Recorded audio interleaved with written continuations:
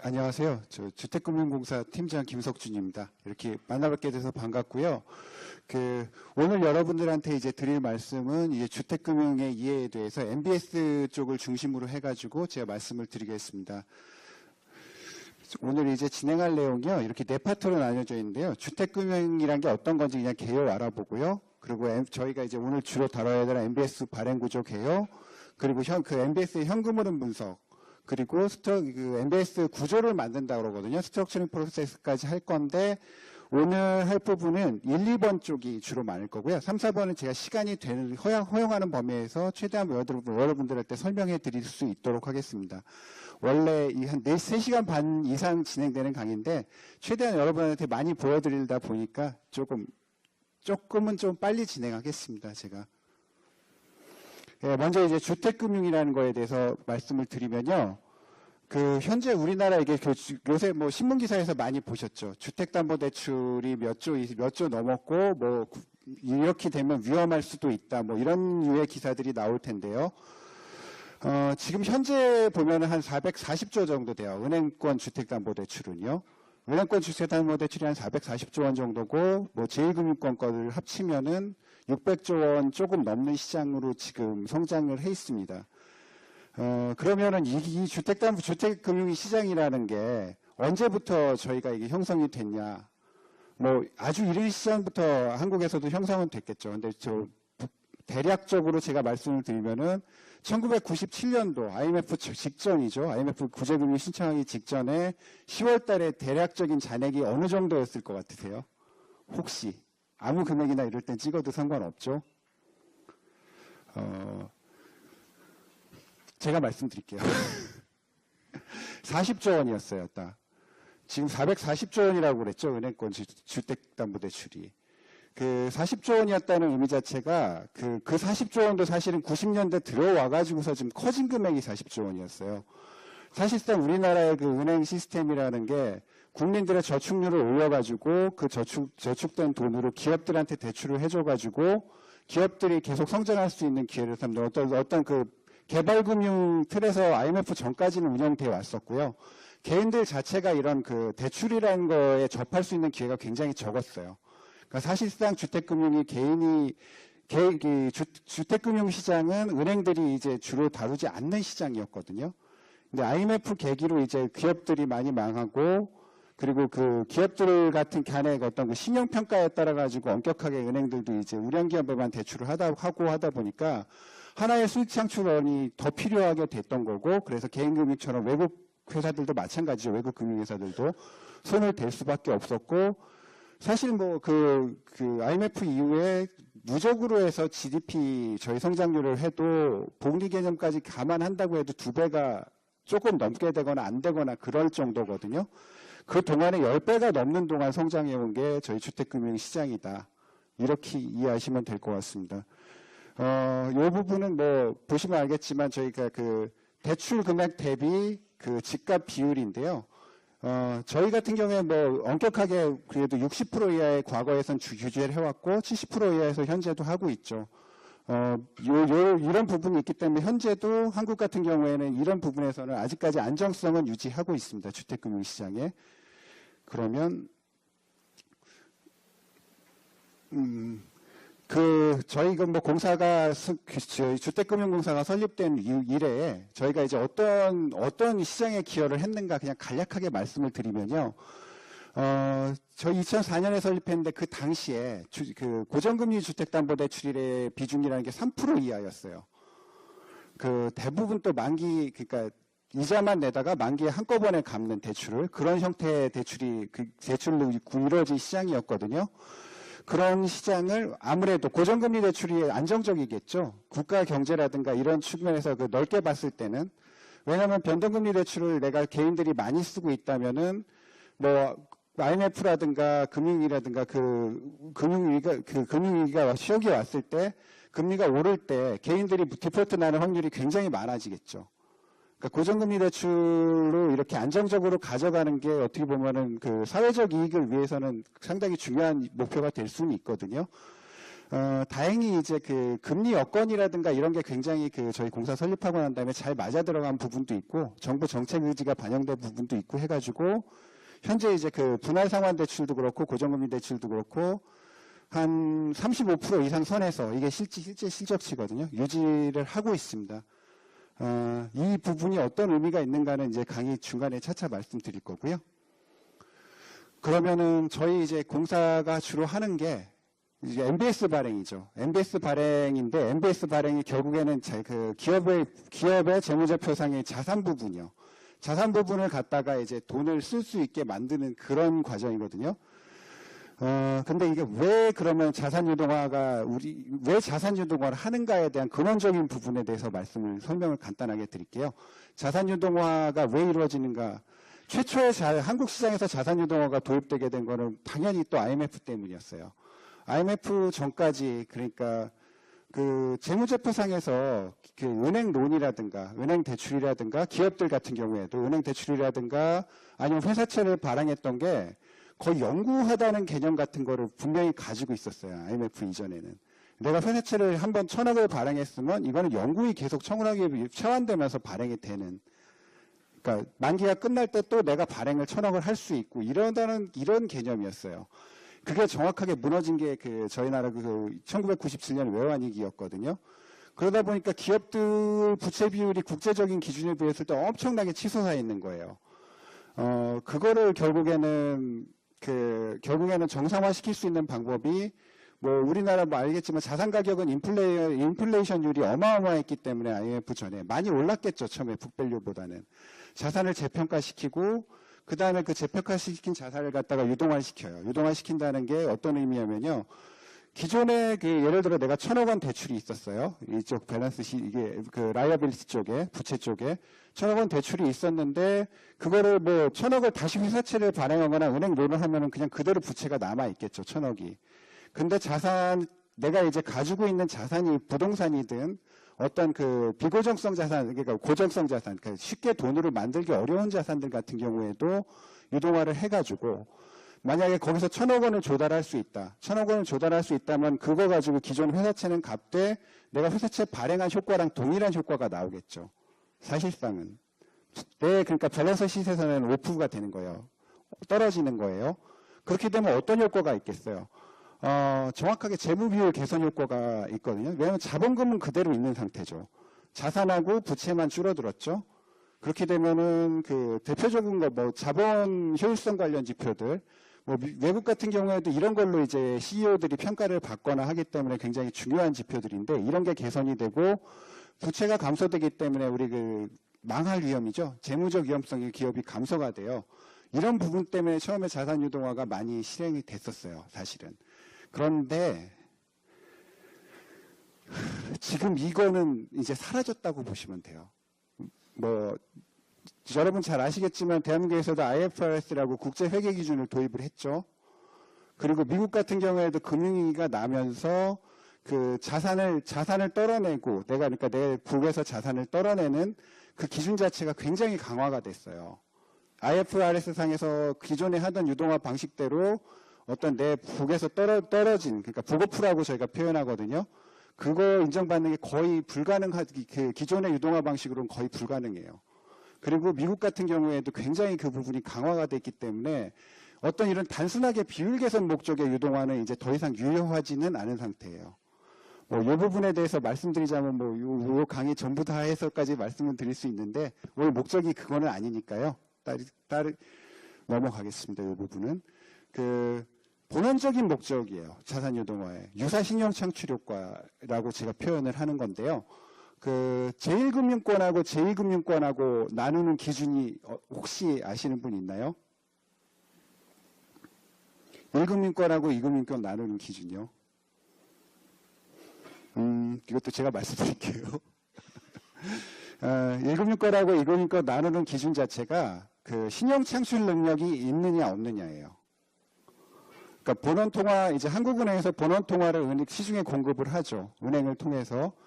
그러면은 은행이라는 게 어떤 기능이 있죠? 다른 기관하고 많이 다른 게 그 예금을 하죠. 수신 기능이라고 저희가 보통 얘기를 하거든요.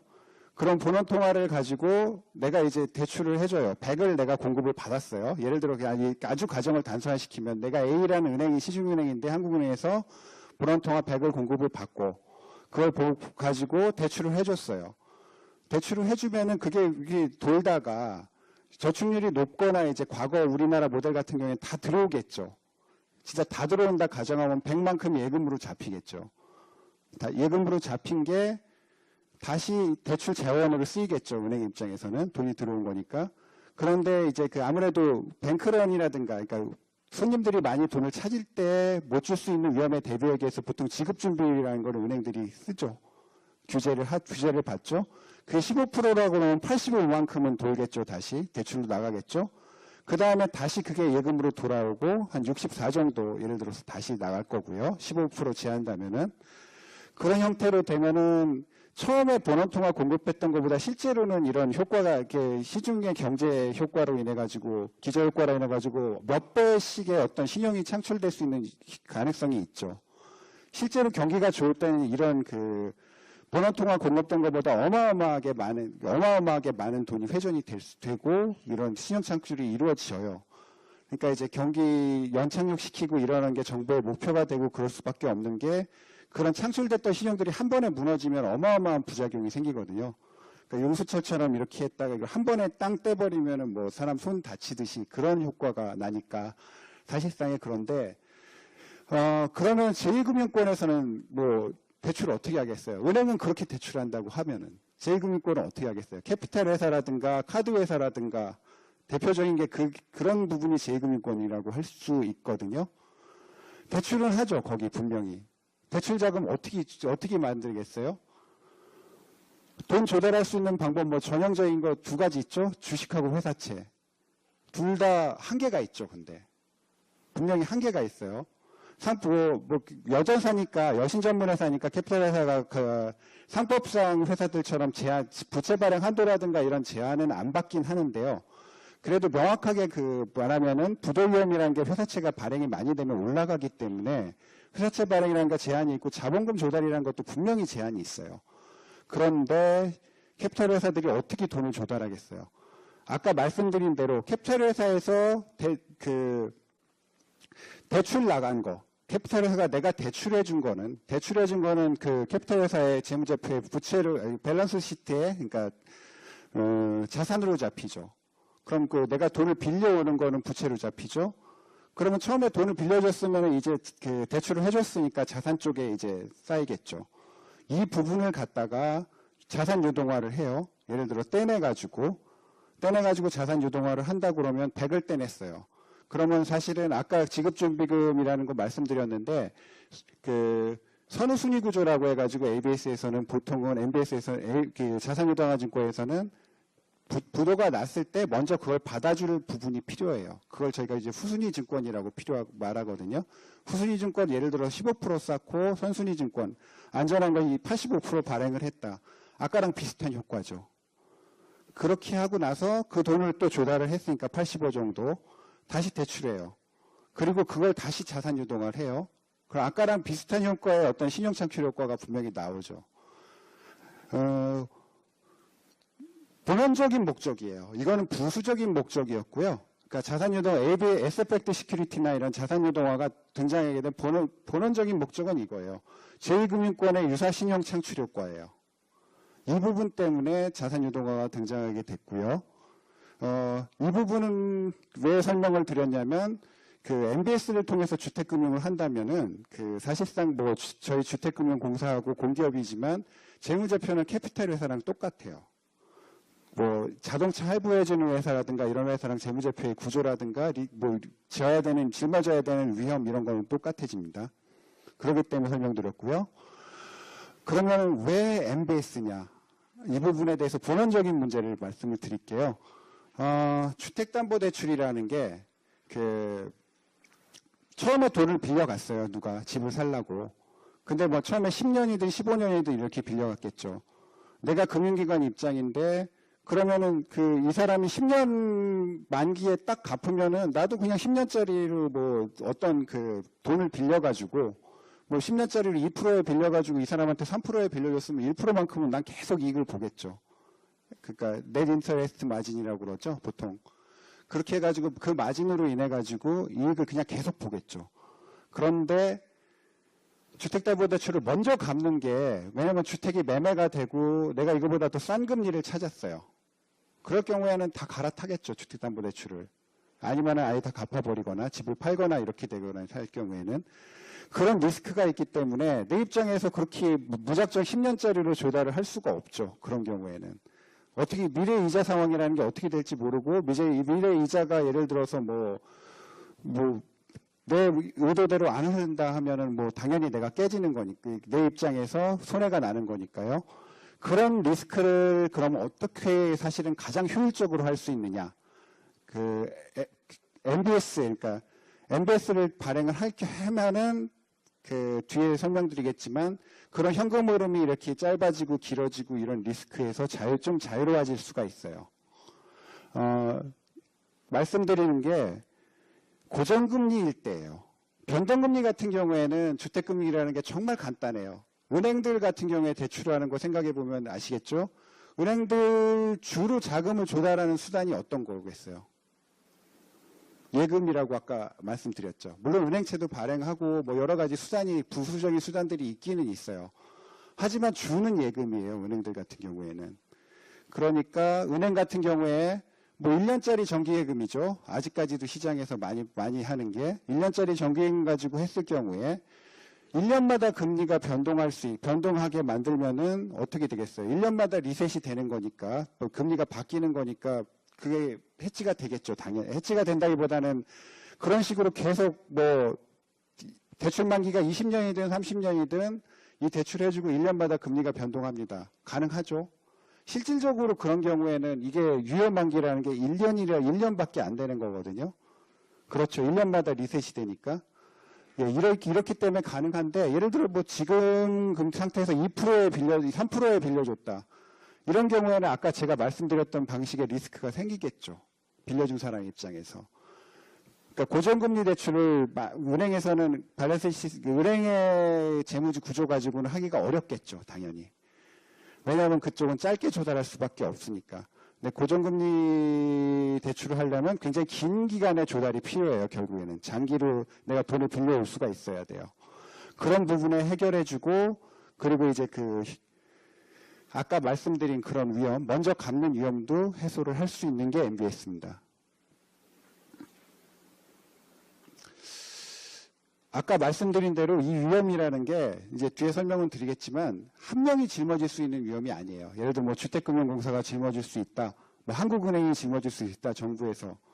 그럴 정도로 굉장히 커요. 이게 100조 원 넘게 지금 저희가 이제 발행해가지고 가지고 있는데 조기 상황에 따라서 10조 원 이상 갑자기 돈이 모자라고 이럴 수도 있어요.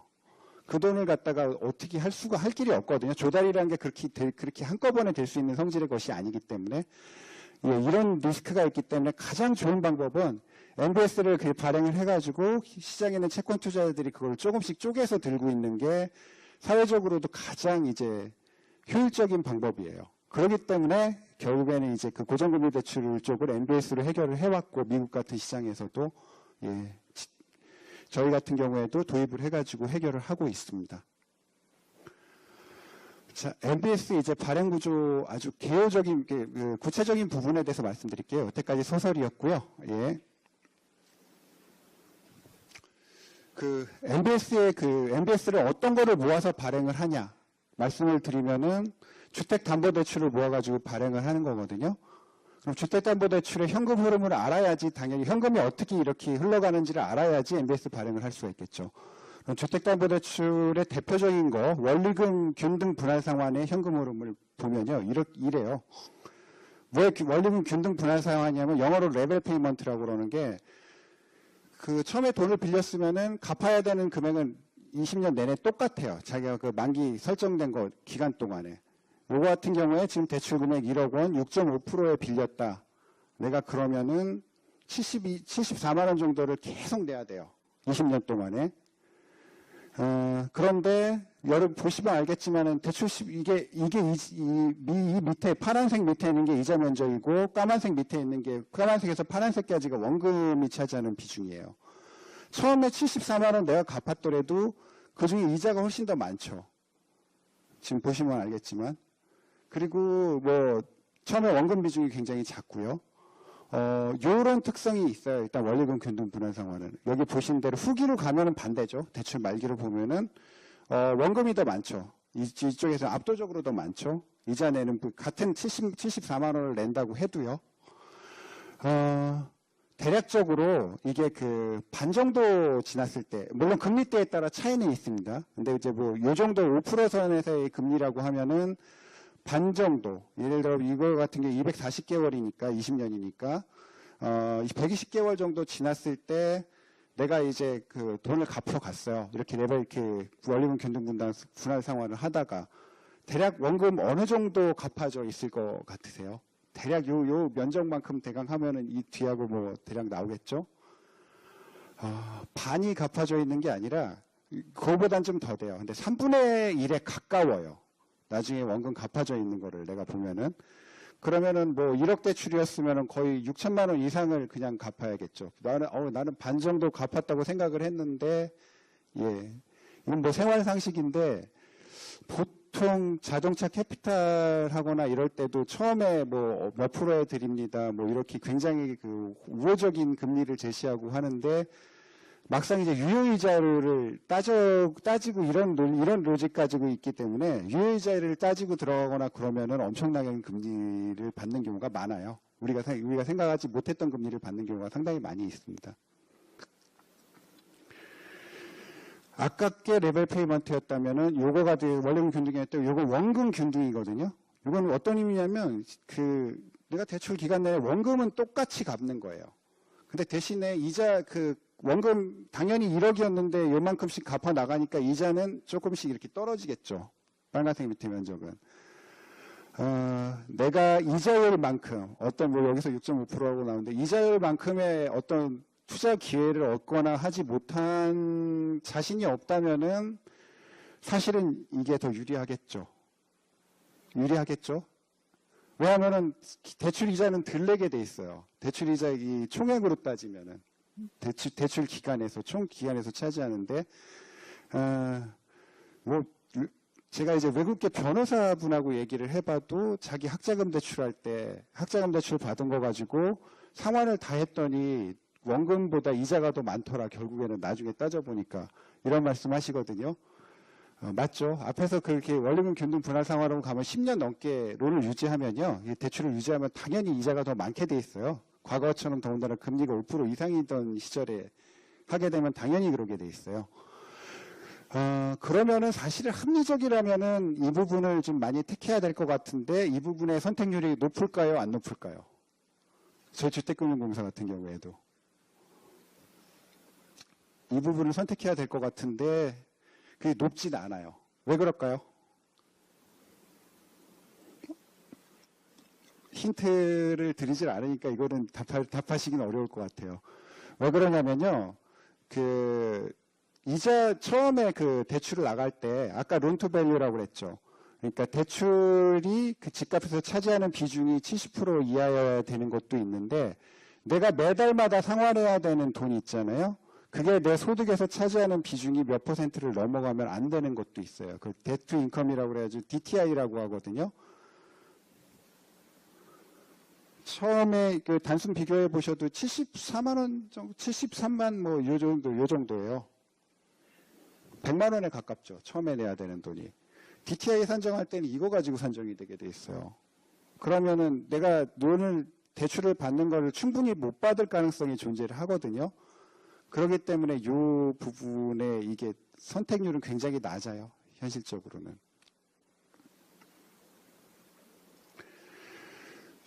그러면은 이런 거를 그러니까 MBS 할 때 이런 자산들을 3,000건, 5,000건, 만 개 이런 대출들을 모아가지고 발행을 해요.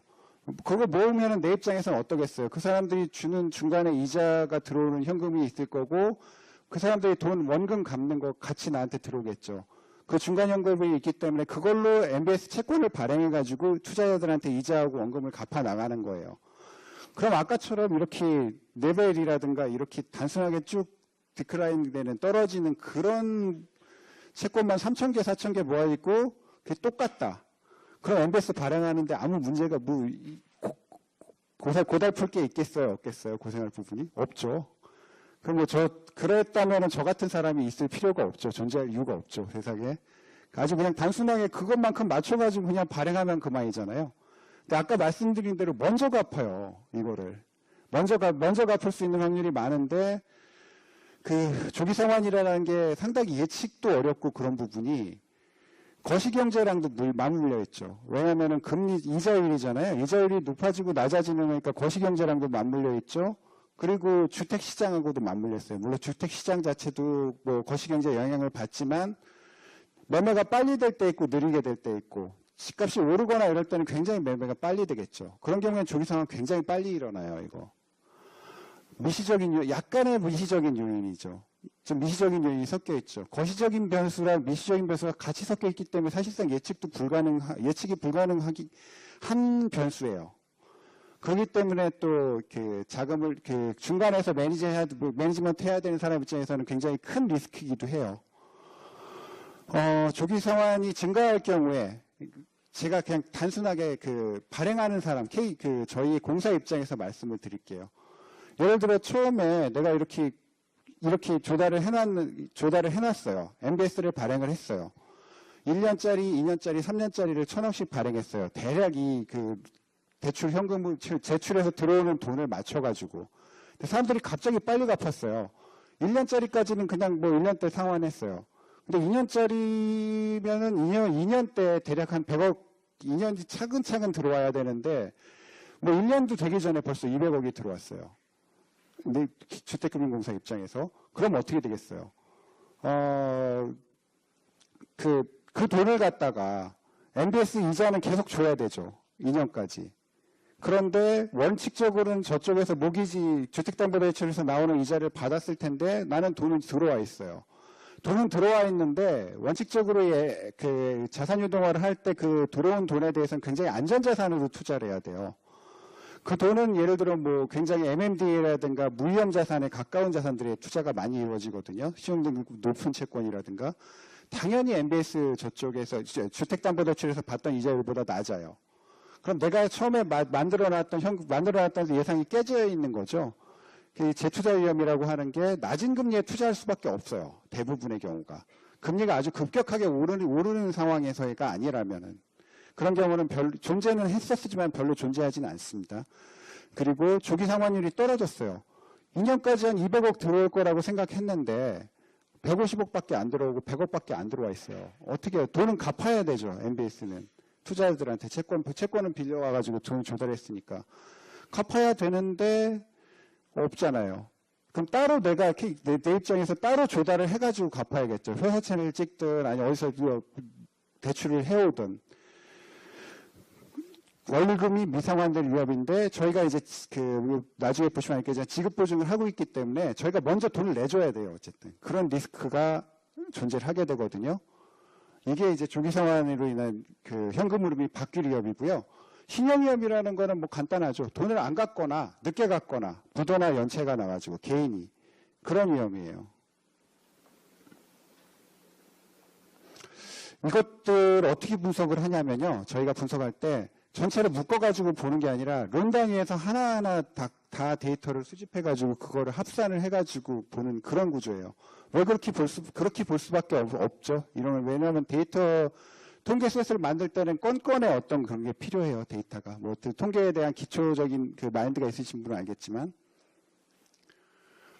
조기 상환이 그러면은 있을 때 어떻게 현금 흐름이 변화하냐 설명을 드릴게요. 아까 이렇게 됐었죠. 현금 흐름이 이렇게 수평으로 갔었죠. 원리금 균등이었을 때.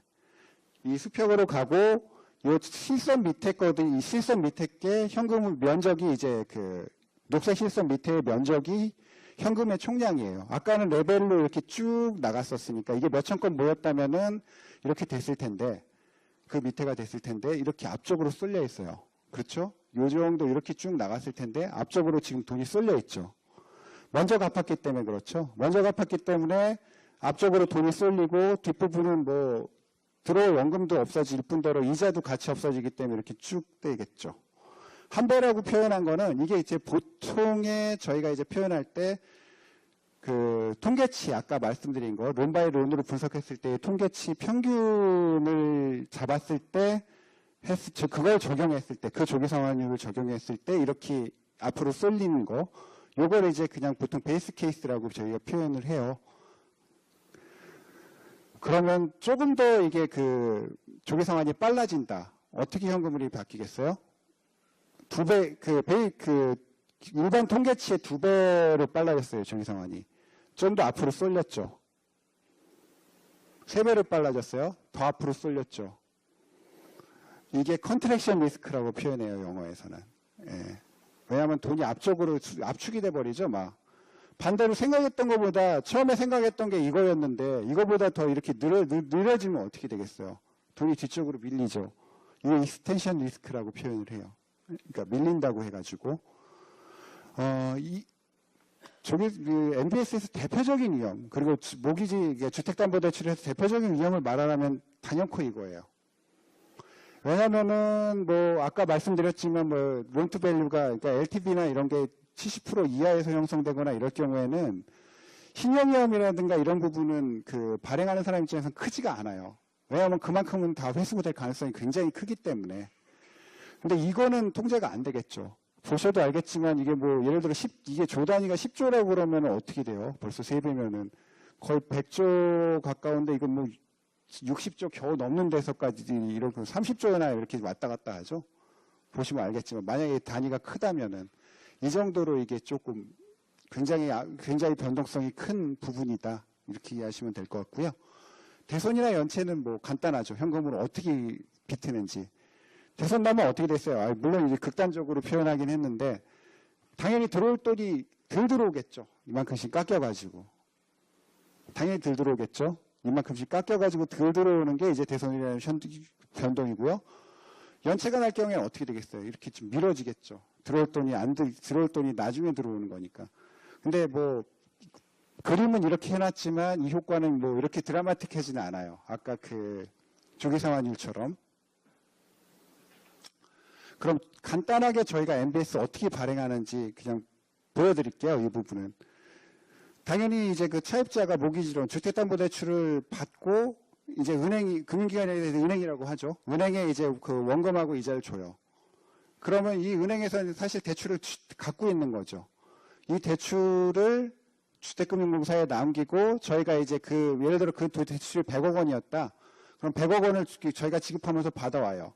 그럼 나중에 이 사람은 여기를 통해 가지고 공사에 갚으면 되는 거겠죠. 그럼 공사가 사실상 이거를 어디서 사와야 되는데 어디서 돈을 만들어 가지고 사와야 되죠. 그 만드는 부분이 이제 MBS예요. 그걸 만드는 과정이. 그러니까 MBS를 발행해서 그 투자대금 가지고 이렇게 쭉 사오는 거예요. 그 나중에 이제 이쪽에서 이제 돈을 받아가지고 투자자한테 갚아나가는 구조겠죠. 신탁을 만드는 것 자체는 저희 법상 이건데 부도가 공사가 났을 경우에도 이 신탁에서 이 투자자가 돈 찾는 데는 문제가 없게끔 그렇게 파산절연성이라고 그러죠. 뱅크럽시 리모트라고 영어로는 그런데 그것 때문에 이제 만드는 거죠. 신탁은. 그리고 유동화계획 같은 경우에는 금융위에 지금 신고를 하게 돼 있어요. 이거는 카드사에서 에셋백트 시큐리티를 발행할 때든 캐피탈사든 저희 공사든 같습니다. 같은 신고 절차는 거쳐야 돼요. 물론 이제 공사가 조금 짧아요. 그리고 이 부분, 그러니까 하루에 돌아요. 원칙적으로는 그런데 이 부분도 조금은 이제 우리가 미리 사놓고 나서 이따가 발행할 수도 있겠죠. 근데 원칙적으로는 여기에 이 현금 왔다 갔다 하는 건 하루에 이루어지는 게 원칙입니다. 그럼 MBS 발행하는 절차는 어떻게 되냐? 이 부분 복잡할 수도 있는데 대략적으로 저희가 이제 대출 실행한 거 딱 어느 순간에 딱 끊어가지고 왜냐하면 대출이라는 게 계속 하루라도 있으면은 사실 조금이라도 줄어들잖아요. 근데 그런 부분 다 무시하고 일단 어느 날 딱 끊고 그때부터 해가지고 발행을 할 때까지 대략 한 2주 정도 소요된다고 보시면 돼요. MBS 발행할 때 대략 절차 거쳐가지고 하는 게 2주인데 요게 자산유동화법에 따지면은 자산유동화법에서는 조금 더 길어져가지고 한 20일 정도, 20일 좀 넘게 정도 걸려요. 실제로는. 물론 이제 영업일수라는 변수가 있기 때문에 칼렌더 데이로 따지기 때문에 그때그때마다 조금씩은 달라져요. 근데 이 부분은 뭐 그냥 뭐 절차적인 부분이니까 중요한 부분은 아니고요. 그러면 MBS를 발행할 때 발행 구조가 어떤 게 있는지를 말씀을 드릴게요. 발행할 때 뭐 한 가지 방식으로만 발행하는 건 아니거든요. 미국 금융위기 때 뭐 대략적으로 뭐 이제 그런 과정을 보셨다거나 하면은 MBS에도 좀 다양한 종류가 있다는 거는 감은 가지고 계신 분도 있을 텐데, 아무튼 오늘 이 부분은 간단하게 설명을 드리겠습니다. 발행 구조는 결국에는 그래요. 아까 조기 상환 위험도 있고 대손율이나 연체로 인해서 현금으로 바뀔 위험도 있다고 말씀을 드렸었죠. 그런 위험들을 누가 얼만큼 가져가고 얼만큼 배분하느냐에 따라 가지고 발행 구조는 바뀌어요. 예. 플레이어라고 저희가 보통 표현하는데요. 발행하는 사람이 있고, 이 발행한 채권에 투자하는 사람이 있을 수 있고요. 그리고 이제 발행한 채권에 대해서 지급 보증을 해주는 사람이 있을 수 있거든요. 개런티를 해주는 사람이 있을 수 있거든요. 근데 이런 사람들이 전부 다 위험을 갖다가 나눠 갖는 거예요, 결국에는. 근데 이거를 어떻게 나눠 갖느냐에 따라 가지고 결국에는 바뀌어요. 그래서 중요한 거는 이 배분된 리스크의 총량은 처음에 들어갈 때 리스크에서 달라지진 않아요. 배분의 방식이라는 게 나눠 갖는 포지션만 조금씩 바뀌는 거고 부분만 바뀌는 거지 절대로 리스크의 전체 양이 바뀌진 않아요. 처음에 이제 자산 유동을 할 때 좀 어려웠던 부분이 이 자산 유동을 하면 리스크 양 자체가 줄어드는 걸로 이해를 하시는 분들이 좀 있었어요. 그러니까 뭐 정부 쪽에서도 그랬고 한데 절대 그럴 수는 없습니다. 이게 뭐 그런 뭐 불변의 법칙이니까요. 대표적인 구조 MBS에 말씀드리면요, 패스스루 구조예요. 이건 뭐냐면은 돈이 들어왔죠. 그때 전부 다 투자자들 주택담보대출을 갚는 사람들한테 돈이 들어오죠. 갚고 이자랑 원금 그대로 투자자한테 그냥 뿌려주는 방식이에요. 그냥 그대로 그냥 패스스루가 지나간다는 의미가 될 수 있겠죠. 그런 구조예요. 아주 모기지의 원형적인 구조고 MBS의 원형적인 구조고 처음에 발행했던 구조예요. 1970년에 이제 지니메라고 미국에서 이제 MBS 처음에 발행한 회사고 이거는 뭐 공기업이죠 완전히.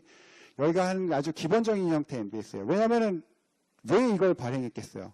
발행하는 사람 쪽에서 아무 리스크가 없어요. 그냥 뭐 있는 거 그냥 그대로 주는 거니까요. 내가 감내해야 될 리스크가 아예 없거든요. 그러니까 이걸 발행했던 거죠. 당연히 조기 상환율 변동하는 거에 따라 가지고 먼저 갚게 되면은 나도 먼저 빨리 투자자한테 갚으니까 뭐 법정으로 처음에 뭐 만기를 20년이라고 했지만 먼저 갚을 수가 있으니까 뭐 그냥 빨리 갚으면 빨리 끝나겠죠. 대신에 더 느려질 수도 있겠죠. 생각했던 것보다. 늦게 들어오면 늦게 주는 거니까. 아주 그냥 간단한 구조라고 보시면 되고요. 근데 이렇게 간단하게만 돌아갔을 리가 없죠.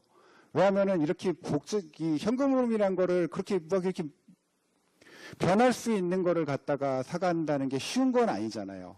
투자자 입장에서도. 자기도 어떤 계획된 현금이라는 게 흐름이라는 게 있을 수 있고 다 대부분의 그거에 맞춰가지고 이거를 사는 거니까. 뭐 연금을 지급하든 뭐 연금을 지급해야 된다라든가 아니면 뭐 이걸 운영해가지고 예금한 사람들한테 돈을 줘야 된다든가 그런 입장에서 보면은 다 계획이 필요하잖아요. 일정 부분 현금에.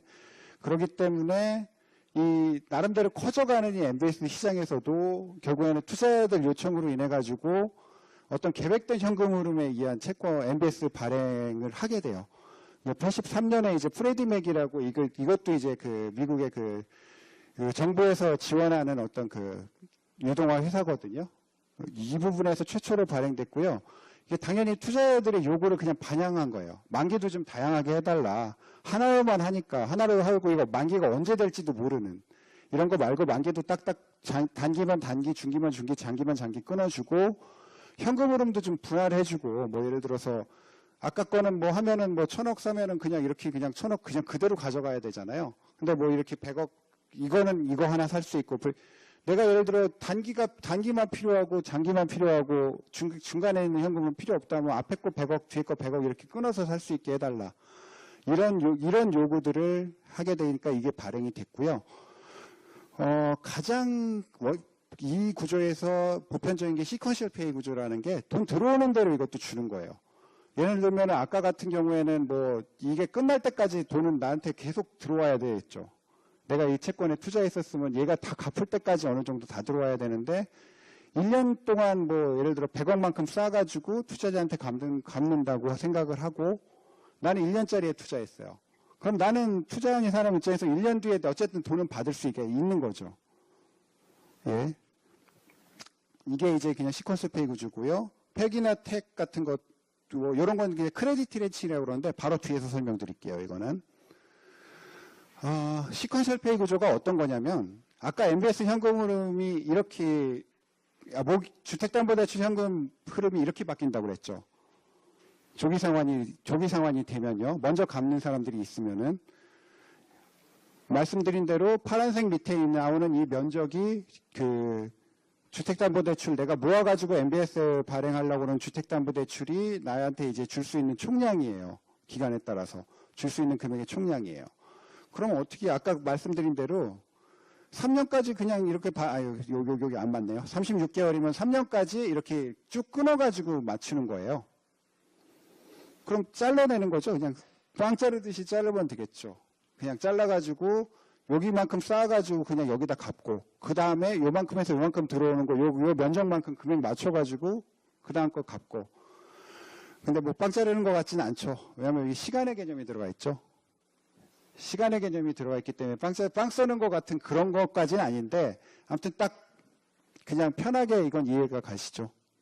이렇게 딱딱 끊어가지고 그 끊어진 거에 현금 흐름만큼 이렇게 배분해 주는 거예요. 그냥 앞에 거 산 사람 앞에 그냥 갚는 거고 맨 뒤에 거 산 사람 뭐 요거까지 10년까지 갖고 난 다음에 10년부터 20년까지 있는 거 다 그걸 모아가지고 갚는 거예요. 간단하죠.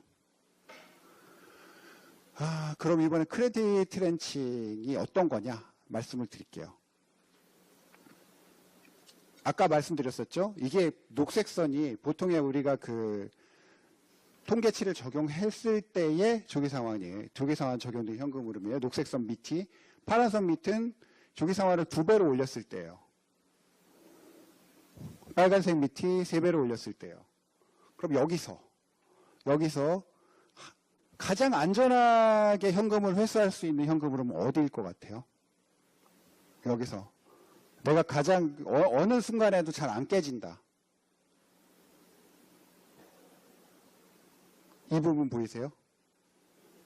어떻게 조기 상환이 바뀌어도 이 부분은 어느 정도 안전성이 있겠죠.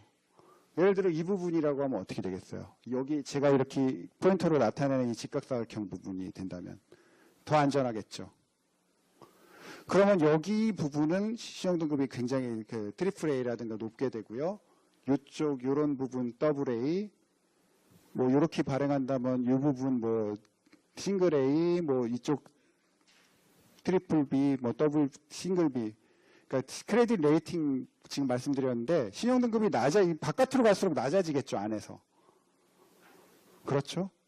이거는 만기에 따라 한 게 아니죠. 지금 만기라는 게 물론 법정 만기라든가 이런 건 존재하겠지만 내가 이거를 회수할 수 있는 확률 가지고 분명히 지금 이렇게 끊을 수가 있겠죠.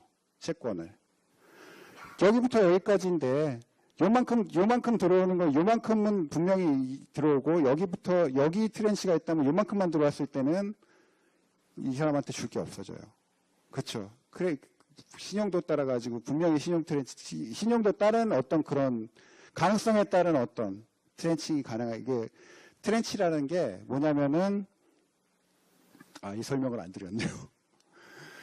아까 3년짜리 트렌치, 5년짜리 트렌치, 5년 만기를 발행한 3년 만기 발행한 다음 3년 만기 트렌치, 5년 만기 트렌치, 10년 만기 트렌치, 10년 만기 트렌치라고 표현해요. 종목이라는 소리인데 뭐냐면 트랑시라 그래가지고 불어에서 나온 목이라 소리예요.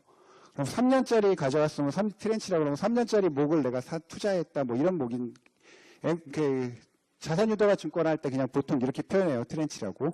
그래서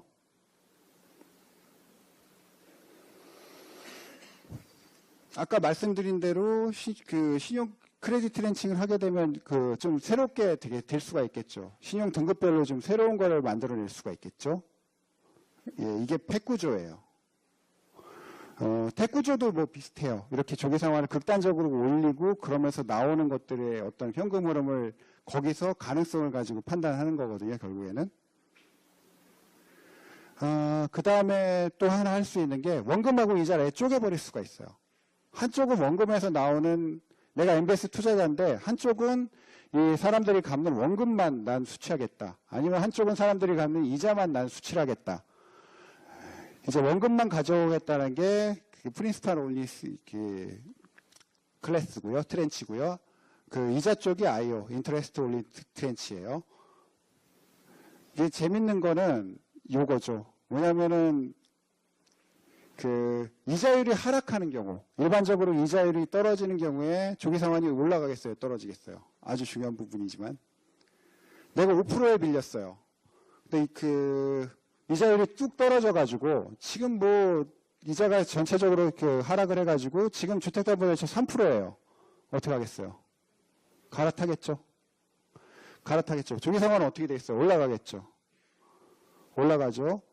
그럼 이자율 상승하면 어떻게 되겠어요? 5%짜리 내가 5%에 빌렸는데 지금 이자 주택담보대출 7%예요. 내가 집을 팔지 않을 거라면 무조건 쥐고 있어야겠죠. 안 되죠. 그거 갚아버리면 안 되죠. 조기상환은 떨어지죠. 보통은 이 페어는 거의 같이 가요. 정도의 차이는 조금 있을 수 있어요. 왜냐하면은 주택이 매매가 얼마나 되느냐에 따른 다른 조기상환율의 팩터가 있기 때문에 조금 달라지긴 하는데 이 트렌드는 유지가 돼요. 근데 이자율이 상승되면 일반적으로 채권 가격 어떻게 돼요? 이자율이 떨어지면 죄송합니다. 올라가죠. 올라가면 떨어지고 똑같은 채권이에요. 똑같이 가격 상승하면 하고 하락하면 하락하는데 원금하고 이자 부분만 원금 부분만 떼내면 이 효과가 거의 2배 가까이 증폭이 돼요. 굉장히 변동성이 커지는 거겠죠. 예를 들어 내가 이자율 상황이라는 거를 어떤 예측을 했다면은 이거 가지고 돈을 더 크게 벌 수도 있겠죠. 떨어질 그 상황을 예측했다면. 그리고 뭐 반대 경우에는 뭐 반대로 갔다면 엄청나게 손해를 볼 수 있을 거고요.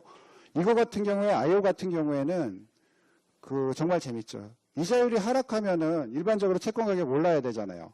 근데 이자에서 나오는 것만 현금으로 쌓이잖아요. IO는 아까 말씀드린 대로.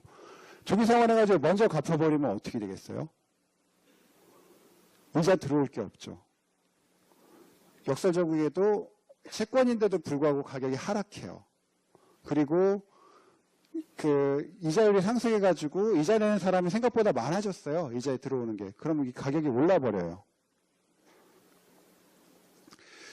IO 같은 경우에는 대신에 뒤에 설명을 드리겠지만 이게 이제 그 원금만 가져왔을 때예요. 아까 좀 스무스한 라인에서 원금만 따로 뗐을 때 라인을 본 거예요. 어때요? 굉장히 그냥 더 극단적이 됐죠. 아까보다. 이러기 때문에 채권 가격이 오를 때 빨리 오르고 떨어질 때 더 빨리 떨어져요. 아까보다 훨씬 더 이제 그 위로 많이 치솟고 떨어지고 하죠. 이게 이자만 가진 거예요. 이자만 가지고 한 거예요.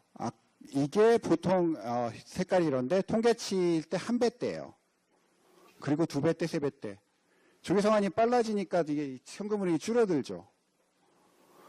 PO 같은 경우에는 원금 상황 그렇다고 해가지고 중간에 매매 안 하고 끝까지만 들고 있으면 원금 손실까지는 안 봐요. 왜냐하면 원금 들어오는 거는 딱 정해져 있으니까 100억이라면 100억만큼은 들어올 거잖아요. 근데 뭐 들어오는 스피드의 차이죠. 그 속도의 차이 있어도 이거 같은 경우에는 어떻게 되겠어요? 대략 요 선에서 정해놓고 발행을 했어요. 파란 선에서. 근데 더 올라버렸어요. 어떻게 되겠어요? 돈이 안 들어오죠. 아예. 줄 돈이 없어지죠. 분명히. 원금 손실 가능성까지 내포하고 있는 게 인터레스트 올림 쪽이에요. 그러니까 안전하다고 생각하는 주택담보대출, 좀 어떻게 보면은 자산도 굉장히 안정적이고 한데 원금 손실 볼 수 있는 채권까지 만들어낼 수가 있어요. 조기상환 부분 때문에 그래요. 아까 조기상환의 그 위대한 위험 때문에 이렇게까지 할 수가 있어요. 그러면 사실은 발행하는 사람 입장에서 CMO 정도까지만 하고 하지 투자자들 이런 것 때문에 이렇게까지 할 필요가 있는가? 왜 이런 채권들이 자꾸 뭐 발행이 되고 있겠어요? 그 현대 투자론에서 제일 중요하게 뭐 어떤 거죠? 투자에서 제일 중요한 기저효과, 저희 그 포트폴리오에서 제일 중요한 거 분산 효과죠. 위험 분산이죠. 뭐 베타로 위험을 보통은 베타 가지고 위험 분산시키죠. 실제적으로 기본적인 재무 관리는 아신다고 생각하고 이거 말씀드릴게요. 예, 위험 분산을 시키는 게 아무튼 중요하죠. 자산이 한 방향으로 오를 때 한 방향으로만 오르게 하면 안 되고 다른 방향으로 가는 게 있어야 되죠. 내 자산군 안에, 내 포트폴리오 운영하는 거 안에. 그게 중요하기 때문에 이런 자산들이 등장을 했어요. 근데 다 띄워놓고 말씀을 드릴게요. 이게 세상을 망하게 했었죠, 한번. 예. 이 구도가 세상을 한번 망하게 했었어요. 왜 그랬겠어요? 요게 섀도우 뱅킹이라고 표현을 했는데 어떻게 보면 모든 금융위기라든가 한국에서도 겪었던 게 이 루트를 따라요. 반드시 밟아요. 금융위기 전에 보통 이제 그 대형 투자은행 골드만삭스라든가 뭐 리만 브라더스라든가 이런 데서 컨듀잇이라는 걸 운영을 했었어요. 컨듀잇이 뭐냐면은 있는 채권들 시장에서 모아가지고 대략 전부 다 넣어버려요. 그 넣어버린 데서의 어떤 현금 흐름이 나오겠죠. 그 나오는 거를 가지고 짧게 주로 ABCP라든가 그러니까 3개월 단위죠. CP니까 3개월 만기짜리로 만들거나 해가지고 이 부분을 갖다가 일반 펀드, 헤지펀드라든가 개인들이 가입하는 펀드들이 있잖아요. 거기서 사요. 그리고 개인한테 투자금을 지급을 해요. 근데 여기 들어가는 것들은 MBS도 들어가고 CDO라고 MBS라든가 MBS, 뭐 SLBS, 뭐 회사채 ABS 다 집어넣은 거. 아니면 MBS만 집어넣은 MBS CDO가 뭐 나중에 많이 있었습니다만, 그러니까 이런 CDO든 뭐 있는 거 다 그냥 해가지고 대부분 이거보다는 롱텀이에요. 집어넣어요. 그러고 이렇게 해서 이렇게 가죠. 근데 예를 들어서 어느 순간 위험이 왔어요. 개인들 입장에서 내가 돈 주세요. 내가 맡긴 투자원금 다 주세요. 쇼텀으로 이렇게 했기 때문에 달라면 다 줘야 되죠. 사실은 원칙적으로. 이 사람이 그걸 연장을 안 하거나 하는 이상은, 더 계속 거기다 넣어놓지 않는 이상은. 근데 어떻게 줘야 돼요? 이거 당장에 돈이 있는 거에서 뭐 이자라든가 이런 데서 나올 수 있겠지만 줄 수는 있겠죠. 어느 정도는. 근데 제한적이겠죠. 다 줄 수는 없겠죠. 한꺼번에 예를 들어서 뭐 몰려온다거나 하면은 이거 팔아서 줘야겠죠. 있는 거를 시장에서 팔아서 줘야겠죠. 뭐 MBS도 시장에서 다른 채권 시장에서 팔아가지고 돈 만들어서 주거나 뭐 이런 것들도 팔아서 줘야 되잖아요. 당장에 돈 줄 돈이 없으면은. 근데 채권 신용정색이 일어나가지고 이걸 팔 수 있는 유가증권 시장이 막혀버려요. 돈 어떻게 주겠어요? 못 주죠. 그냥 딱 못 주죠. 이 과정이 금융위기 과정이에요. 네, 전형적으로. 우리나라 카드 회사 같은 경우에도 이런 과정 겪었죠. 똑같은 과정이었어요. 뭐 이렇게 카드 자산들을 억지로 많이 인위적으로 창출을 해내요. 그러고 나서 이제 그냥 카드 쓰게 했다가 이렇게 쭉 돌다가 어느 순간에 이제 이게 이 채권 시장 하나만 막혀도, 이 파이프라인 중에 하나만 막혀도 그냥 끝나는 거예요. 하나만 내다 팔 수 없는 어떤 그런 위기가 조그만 것만 와도 그냥 와르르 무너지겠죠. CDO 같은 경우가 이제 뭐 따로 설명을 드리자면은 MBS 아까 그 크레딧 트렌칭 했었죠. 뭐 트리플 A부터 시작해가지고 위에부터 시작해가지고 아래까지 쭉 나왔죠. 그러면은 이게 트리플 B급도 있고 뭐 더블 B급도 있고 뭐 좀 낮은 것들이 있을 거잖아요. 그런 거를 쫙 모아도 마른 걸 냈자면은 따도 물은 나온다고 트리플 A가 다시 뽑혀요. 왜 그러겠어요? 분산 효과라는 걸 보기 때문에 그래요. 위험이 분산된다고. 그 기업체에서의 위험 분산 효과는 어느 정도 있을 수 있죠. 왜냐하면은 어떤 업종은 전자업종이고 나는 음식료 업종이고 나는 뭐 조선업종이고 이러면은 서로 경기 사이클에 따라 가지고 그런 업체들을 뭐 100개 정도, 중소기업 그런데 업체들을 100개 정도 모아가지고 한다면은 분산 효과가 있다고 할 수 있어요, 없어요? 서로 다른 업종으로 어느 정도 분배를 해가지고 분산 효과가 좀은 있죠, 그래도. 뭐 아주 매크로한 경제 위기가 오지 않는 이상은 좀 있죠. 모기지에서 분산 효과라는 게 어떻게 봤었냐면요. 뭐 미국이 워낙에 큰 나라이기 때문에 하지만 뭐 캘리포니아주에서 취급된 모기지 있을 수 있고요. 저쪽 메릴랜드 동쪽에서 취급된 모기지 있을 수 있고 이런 지역적인 배분만 가지고도 분산 효과가 있다고 봤어요. 그런데 로컬 마켓인 특징도 있지만 부동산 시장이 거시경제적으로 위기가 와가지고 전체적으로 집값이 빠진다면 그런 분산 효과가 나오겠어요? 안 나오겠어요? 기본적으로? 기대할 수가 없죠. 기대할 수가 없어요. 당연히 무너지게 되겠죠. 그런 분산 효과에 의해서 만들었던 거는. 보다 본원적인 건 뭐냐면은, 이 과정에서 이 CDO 여기 웨어하우징이라고 그랬죠. 이건 IB 투자은행에서 증권 발행하는 쪽에서 이제 이 웨어하우징 하는 거예요. 이게 긁어 모아가지고 결국에는 넘기는 거거든요. 이건 이제 최종적으로 구조 짜는 사람 입장에서의 모양이에요. 근데 CDO 만드는 사람들 같은 경우에, MBS 만드는 사람들 같은 경우에도 모기지를 모아야겠죠. 주택담보대출을 긁어 모아야겠죠. 뭐 금융위기 전에긴 한데 골드만삭스랑 리만 브라더스 같은 경우에서는 이 MBS 모기지 긁어 모아가지고 여기다 이렇게 넘기는 정도까지만 해도 한 뭐 1년에 연봉을 한 200만 불 이상 받고 그랬었어요. 처음에 들어가서 3년 차 이내에 뭐 20억 이상 받았던 거니까 어마어마하죠. 처음에 들어가서. 그리고 여기다가 이거 MBS든 CDO든 SBS든 신용평가 해주는 사람들, 그 신용평가 회사들 신용평가 수수료 받죠. 이거 해가지고서 이렇게 하면은 아까 말씀드린 대로 기본적으로 롱텀 자산이잖아요. 금리가 조금이라도 더 위겠죠. 이게 5%면 이건 뭐 한 2% 정도 되고 뭐 이럴 수도 있겠죠. 심지어 아주 극단적으로 얘기를 하면. 그럼 이 가운데서 남겨지는 이익이라는 게 크겠죠. 굉장히. 3%만큼은 그냥 이 만기 동안은 그냥 내가 버는 거잖아요. 이 인베스트먼트 뱅크 쪽에선. 이거 최종적으로 구조 짜는 사람 정말 돈 많이 벌었겠죠. 당연히 많이 벌었고. 그리고 뭐 투자자 입장에서도 이걸 그럼 왜 해요 이거를. 대형 투자은행 트리플A 은행에서 하고 있고 뭐 안정적이라고 생각하고 당연히 부도날 확률 없으니까. 그리고 뭐 안전자산 투자하는 그런 자산들보다는 조금이라도 금리 더 주고 회피하죠.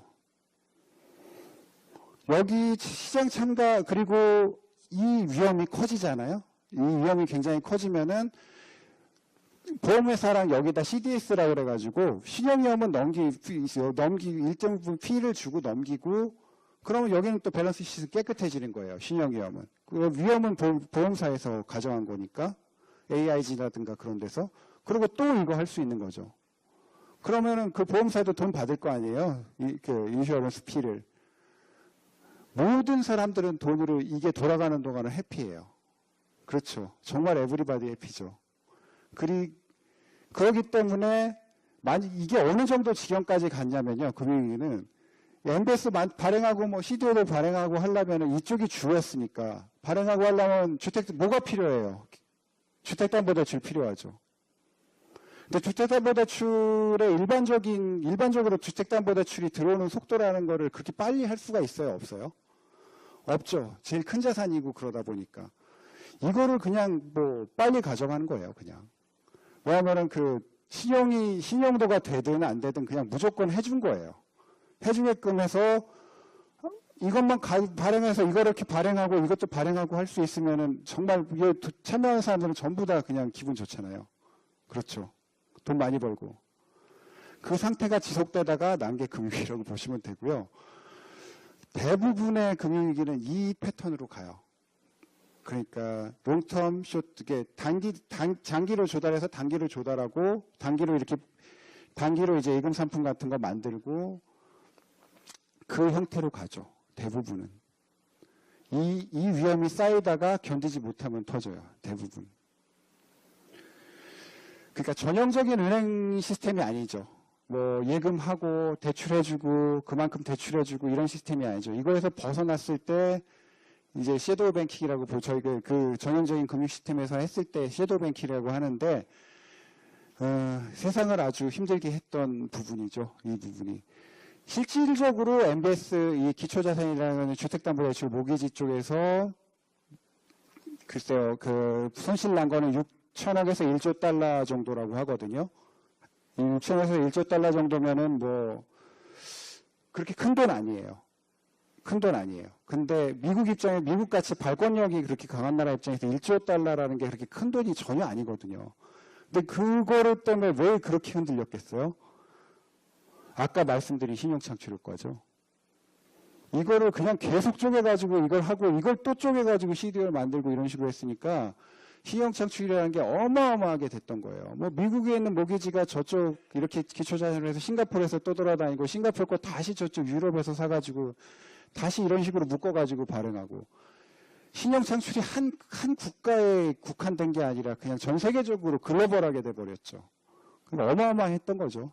얼마가 됐는지를 모르죠. 신용창출이 그런 경우에는. 국경까지 오가면서 해버렸으니까. 예, 그게 이제 금융계였다고 보시면 됩니다. 그 아까 그냥 모기지론 현금으로 그냥 한 번 더 리마인드 시켜드리려고 한 거고요. 저희 발행 구조에 대해서 그냥 간략하게 말씀드릴게요.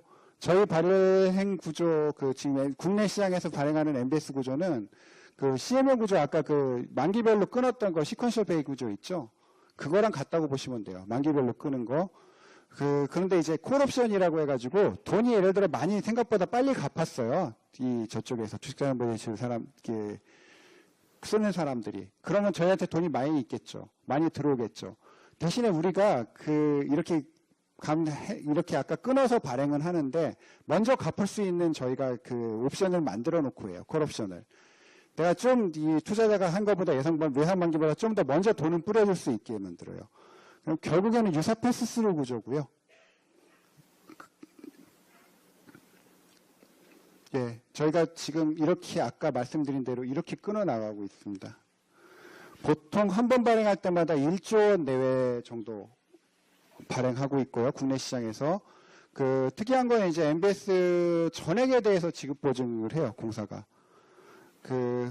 왜 이런 게 가능하냐면은 주택담보대출 저희가 쭉 자산 여태까지 관리해 오면서 글쎄 한 20년 넘게 가지고 있는 데이터상에서 주택담보대출이 어느 정도나 이제 대손이 날 것 같아요. 그러니까 부도가 어느 정도 벌어질 것 같아요. 부도에서 최종적으로 우리한테 끼친 손실이 어느 정도 될 것 같아요.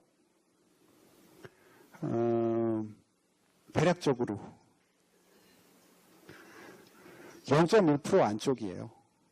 예, 그 정도로 초안전한 자산이에요. 은행들 같은 경우에 신용대출 가지고는 그래가지고 이런 전산 시스템이라는 걸 구축을 했었는데 현실적으로 주택담보대출에 대해서는 구축 안 하고 오랜 기간 동안 있었어요. 지금도 그렇게 완벽하게 구축되어 있지 않은 경우도 많이 있고요. 왜냐면은 구축해가지고서 0.1% 안쪽으로만 이렇게 손실이 나고 할 거면은 뭐 구축해가지고 관리하는 비용이 더 들어갈 수도 있잖아요, 사실은. 우리는 이제 이것만 하는 회사다 보니까 이제 관리를 하고 있고 한데 그 정도로 안전한 자산이기 때문에 아직까지 뭐 지급보증하고 이런 데 전혀 문제가 없었고 그렇게 해올 수가 있고요. 요게 이제 저희 만기 같은 경우가 8개 트렌치죠. 8개 트렌치로 이렇게 구성이 돼요.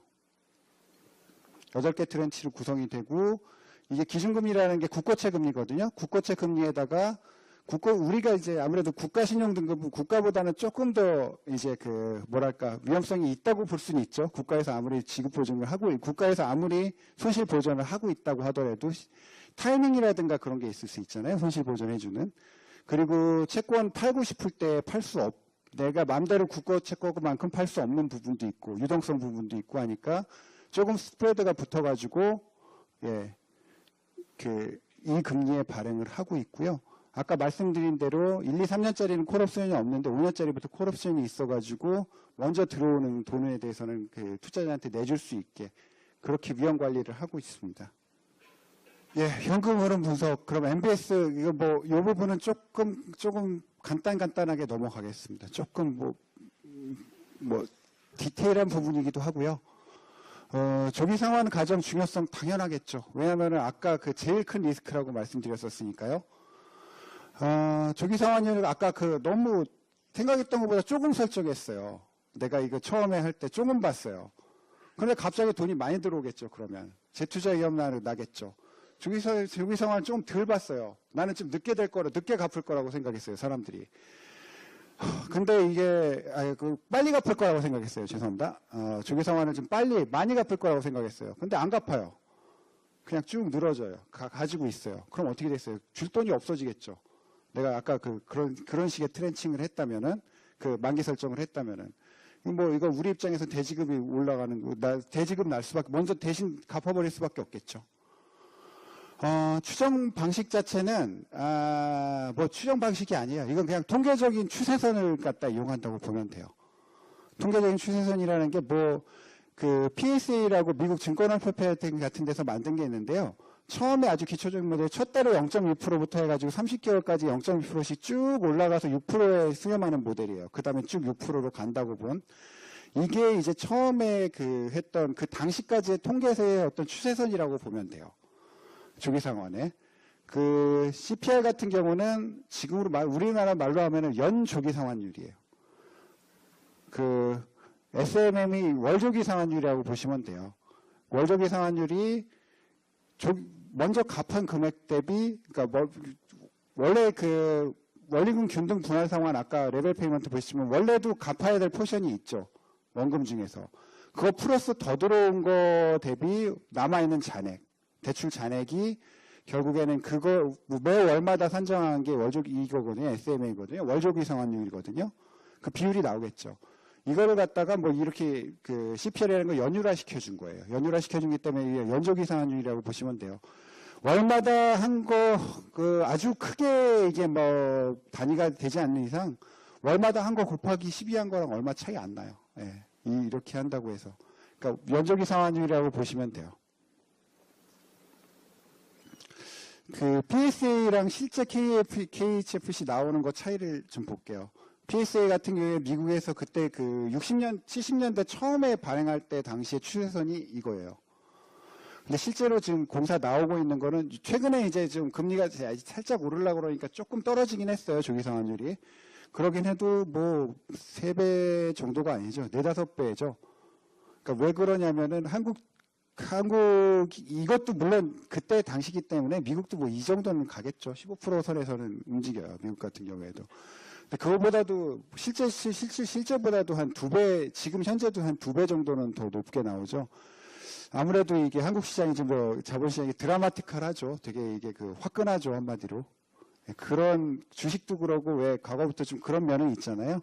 그런 부분이 좀 반영됐고 사회가 아직까지는 액티브하다고 볼 수도 있고요. 주택 매매가 미국보다 아무래도 활발히 되고요. 이게 확실히 독일이라든가 이런 유럽 쪽으로 가면 이 조기 상환이 좀 떨어져요. 그렇기 때문에 다른 방식의 조달이 가능해요. 그냥 채권으로 찍어서 그냥 그쪽은 조달을 할 수가 있거든요. 근데 우리는 왜 고정금리로 하면 MBS를 해야 되느냐? 이런 상태에서 그냥 채권으로 했다가 어떻게 되겠어요? 재투자 위협이든 아까 그거든 걸려가지고 큰일 나겠죠, 진짜. 예, 이게 MBS를 발행해야 되는 원인이기도 합니다. 위험 측정하는 방식인데요. 듀레이션 개념인데 이 부분은 어느 정도 아실 테니까 넘어가고요. 넘어간다기보다는 보통은 채권에서 위험 측정을 할 때는 듀레이션 가지고 한다고 하는데 듀레이션이 어떤 거냐면 결국에는 채권 발행 공식, 채권 가격 계산 공식을 갖다가 한번 미분해 주면은 그게 듀레이션이에요. 그러니까 파생 상품을 말하면 델타라고 보통 표현하죠. 이제 그게 왜 중요하냐면은 이런 형태죠. 채권 금리가 떨어지면은 채권 가격은 올라가고 금리가 올라가면 채권 가격은 떨어지는 게 이런 원점에 대해서 볼록한 형태를 보이는 게 채권의 일반적인 수익률 곡선이죠. 듀레이션은 뭐냐면 이걸 한번 미분해요. 미분이라는 거는 어떤 접선의 기울기니까 한 점에서의 순간 변화를 나타내잖아요. 순간 변화니까 이거를 구하게 되면은 얘가 금리가 오를 때는 이 라인을 따라 가지고 이 정도 올라가고 떨어지고 하겠다. 이 정도 떨어지겠다.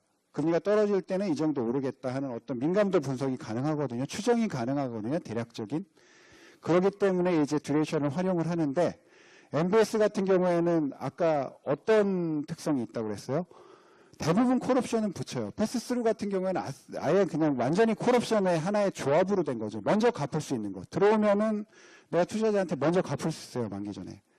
그렇게 되면은 어떻게 되겠어요? 투자자 입장에서 보면은 원래는 이 채권을 샀는데 여기서 이 금리 때 5%면 5%, 3%가 되면은 이만큼 올라야 되는데 이 MBS 같은 경우에는 어떻게 돼요? 먼저 상환해 버리죠. 그거를 못 누리죠.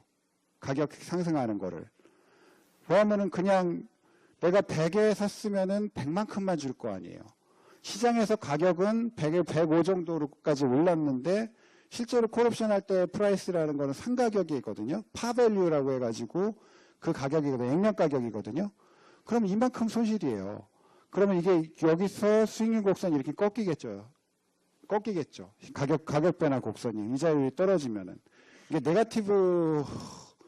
이게 네거티브하게 컨벡시티라는 게 원점에 대한 볼록성이거든요. 원점에 대해서 이렇게 앞으로 이렇게 나와 있는. 근데 이게 반대로 되겠죠. 이게 원점에 대해서 이렇게 볼록하지 않은 모양이 나오겠죠. 이런 모양이 나오게 되면은 이거 가지고 듀레이션 가지고 가격 변화를 측정을 할 수가 있어요, 없어요? 못하죠. 직선 가지고 이것도 약간의 오차는 있지만 추정이 되는데 보통의 일반적인 채권 커브라면은 못하죠. 못하기 때문에 유효 듀레이션이라는 걸 써요. 이게 유효 듀레이션이라는 건 미분이라는 게 순간 변화율이라고 그러면 그냥 요때 가격이 변화가 있을 거고 뭐 요때 가격 변화 있을 거고 이렇게 하나의 삼각형 나올 거고 요 삼각형의 호의 어떤 기울기를 구해준다고 해야 되나요? 평균 변화율이에요. 이렇게 구하는 공식적으로 보면은 이건 평균 변화율이거든요. 그러니까 있는 가격이 실제 어떻게 되느냐를 가지고 그냥 요 선에서의 평균 변화율을 구해주는 게 이펙티브 듀레이션이고요. MBS 같은 경우에 이걸로 위험이 어떻게 금리에 따라서 바뀔 것인가를 갖다가 평가를 하게 됩니다. 이게 1989년에 슈와츠랑 토러스라는 사람들이 만들었던 그 미국 당시의 모기지 시장, 주택담보대출 시장의 그 조기상환 실적치의 추세선이에요. 아까 6%라고 그랬었죠. 6% 아니죠. 그때 80년대 후반만 해도 벌써 뭐 액티브해졌죠, 사회가. 그때보다는 60년대 말이나 이런 때보다는 미국 같은 경우에도 뭐 16%, 15% 이상에서 움직여요. 그러면 이게 추세선이에요, 원래. 근데 아까 우리는 일자로 이렇게 쭉 가는 거 가정했잖아요. 근데 추세선이 왜 이렇게 떨어졌겠어요? 실제로 이게 나타나는 현상이에요. 이게 떨어져요. 정점을 한번 이룬 다음에 실제로는 조금씩 떨어져요. 좀 떨어진 게 아니라 꽤 많이 떨어져요. 여기도 보시면 알겠지만. 이게 번아웃 이펙트라고 그러는데요. 왜 그러냐면 처음에 그 1,000억 원을 갖다가 1,000명의 그 주택담보대출을 이용하는 사람들한테 빌려줬다고 하세요. 1억 원씩. 그러면은 그거가 이제 금리가 떨어졌어요. 떨어졌는데 이 사람들이 처음에는 주택담보대출을 이용할 수 있을 정도의 모두 다 신용도가 됐었지만 중간에 신용도가 변하겠어요? 안 변하겠어요? 상황에 따라서 다 바뀌죠. 그러면은 금리가 3%로 떨어졌어요. 3% 떨어졌는데 조기상환 당연히 나오겠죠, 많이. 그리고 또 올라요, 5%로. 그 다음에 또 3%로 떨어져요.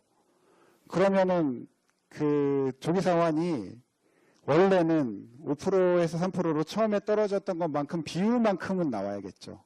그만큼 많은 사람들이 뭐 숫자만큼은 나와야겠죠. 근데 그렇지가 않아요. 왜 그러냐면 신용도가 돼가지고 갈아탈 수 있는 사람들은 다 갈아타요. 근데 남아있는 사람들 같은 경우에 신용도가 아무래도 문제가 있기 때문에 안 갈아탈 수 있는 확률이 많겠죠. 그렇기 때문에 남아있는 경우가 많이 있을 수밖에 없겠죠. 정상적이라면 다 갈아탔어야 될 거 아니에요? 그렇기 때문에 이제 이게 모기지가 이제 이렇게 모아진 걸 풀이라고 그러고 풀이 라튼된다고 이제 썩는다고 그러는데 이제 보통은 신용도가 이제 낮은 사람들이 남아있게 되기 때문에 조기상환이 어느 정도 정점을 이룬 다음에 쭉 떨어져요.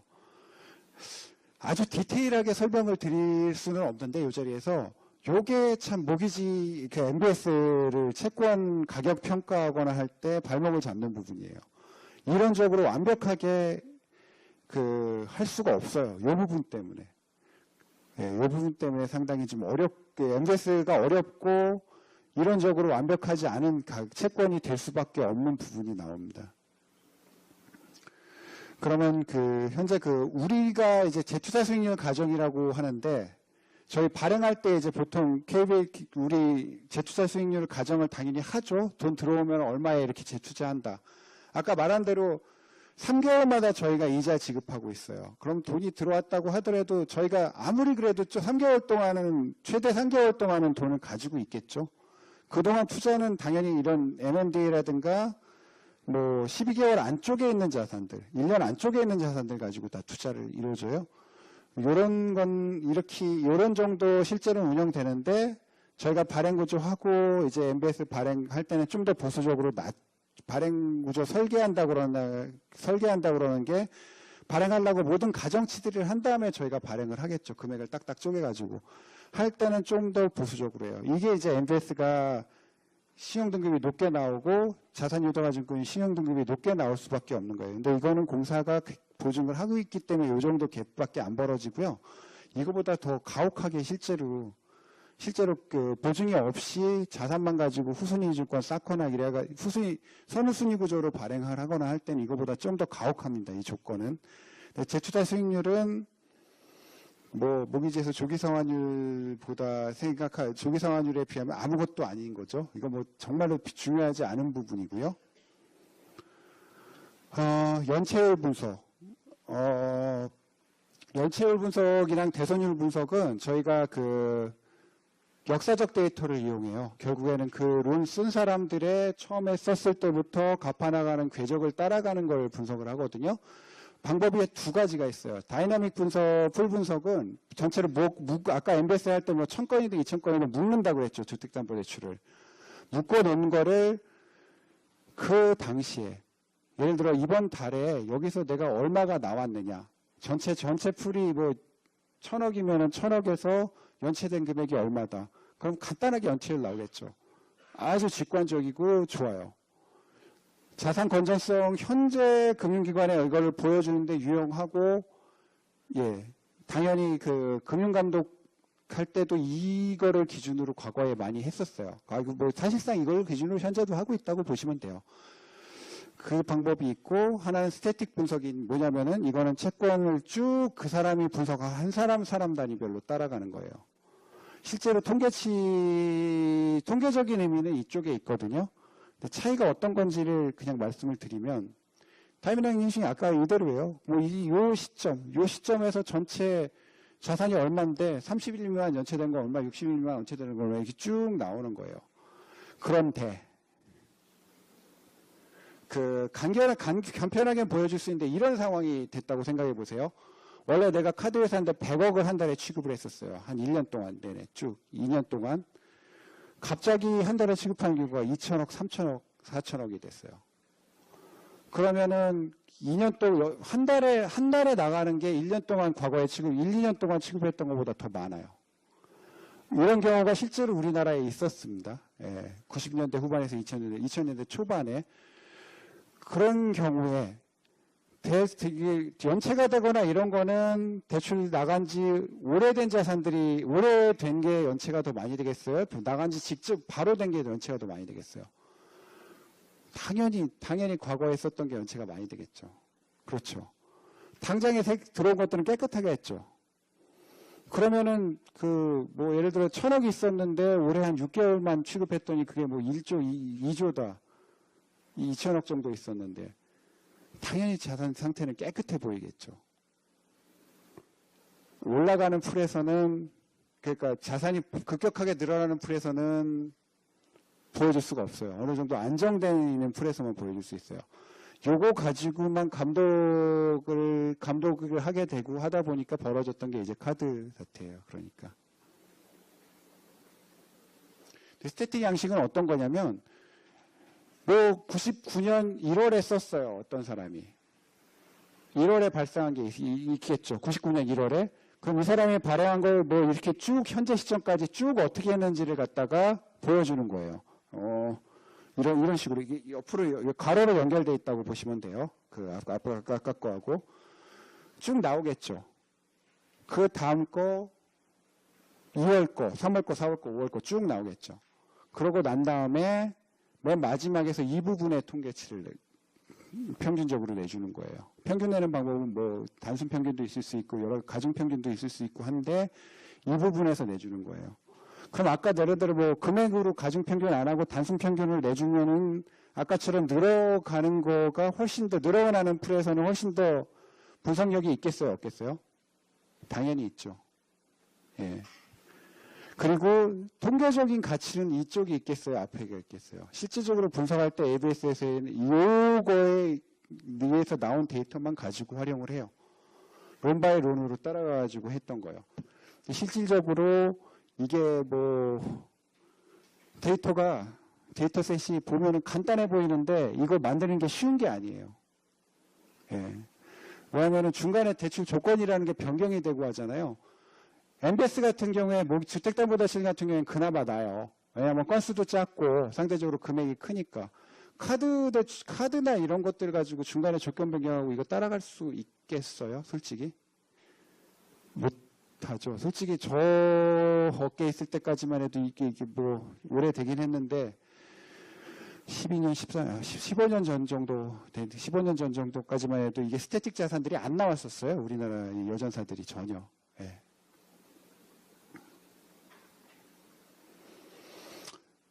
회수 속도 뭐 간단하죠. 그러니까 뭐 첫 달에 30만큼 안 갚은 애들이 있고, 그리고 두 번째 달에는 60% 갚, 회수 속도가 그 중에 60만 갚더라.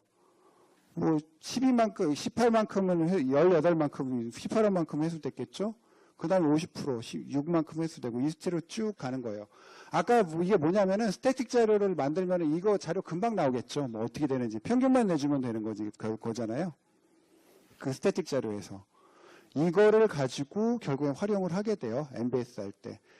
우리 같은 경우엔 지금 뭐 저희 과거 평균치가 첫 달에 안 내는 사람들이 11% 정도 돼요. 생각보다 많죠. 뭐 생각보다 많아 보이는데 굉장히 작은 수치입니다. 이게 첫 달에 안 내는 게 그 캐피탈론이나 이런 카드론 같은 경우에는 30% 가까이 되기도 하고 그래요. 20%가 훨씬 넘어요. 그러니까 이건 첫 달 안 내는 건 생각보다 착오에 의해서 안 내고 이런 부분들이 많고 그러거든요. 그러다 보니까 이게 생각보다 저도 일하면서 처음에는 잠깐 놀랐던 건데 이렇습니다. 이게 지금 이제 그 현재 우리가 분석하고 있는 회수 속도고요. 그 다음에 대손율 같은 경우에는 누적 대손율 구하는 거는 뭐 아까 그게 결국에는 그 끝에 가가지고 연체되다가 부도되는 거 나오겠죠.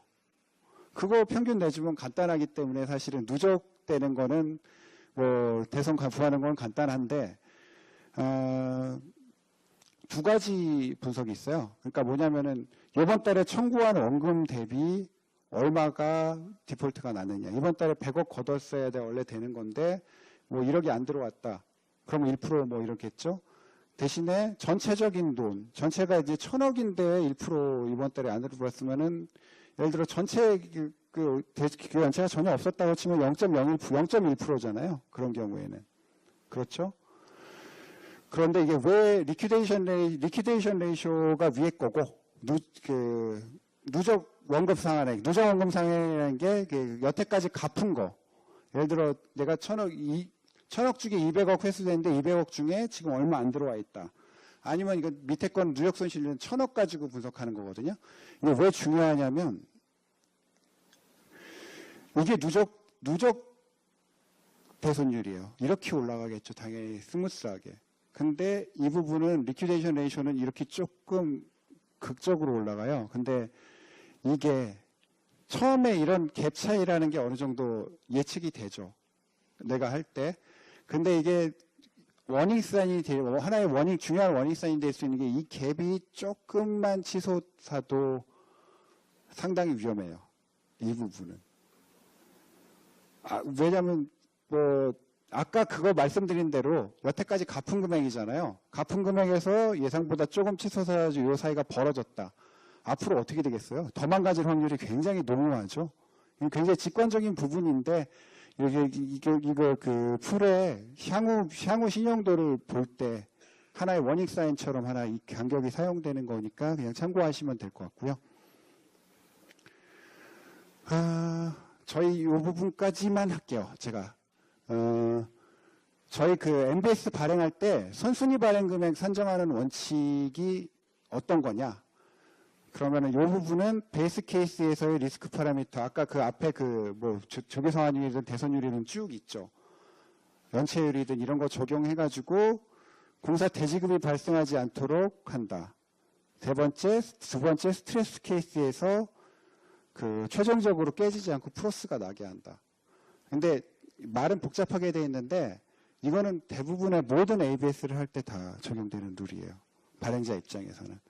발행자가 대지급이 나지 않아야 되고 발행자가 어떤 그 주어진 상황에서의 스트레스, 지금 극악한 상황이 되더라도 안 좋은 상황이 되더라도 플러스가 난다는 게 뭐냐면은 나는 깨지지 않고 끝나야 돼요. 이게 ABS 발행할 때 이거거든요. 뭐 주 원칙이에요. 요게 뭐 중간에 뭐 대지급이 난다거나 돈이 끝에 깨진다거나 하는 거가 이제 사고예요. 발행자 입장에서는.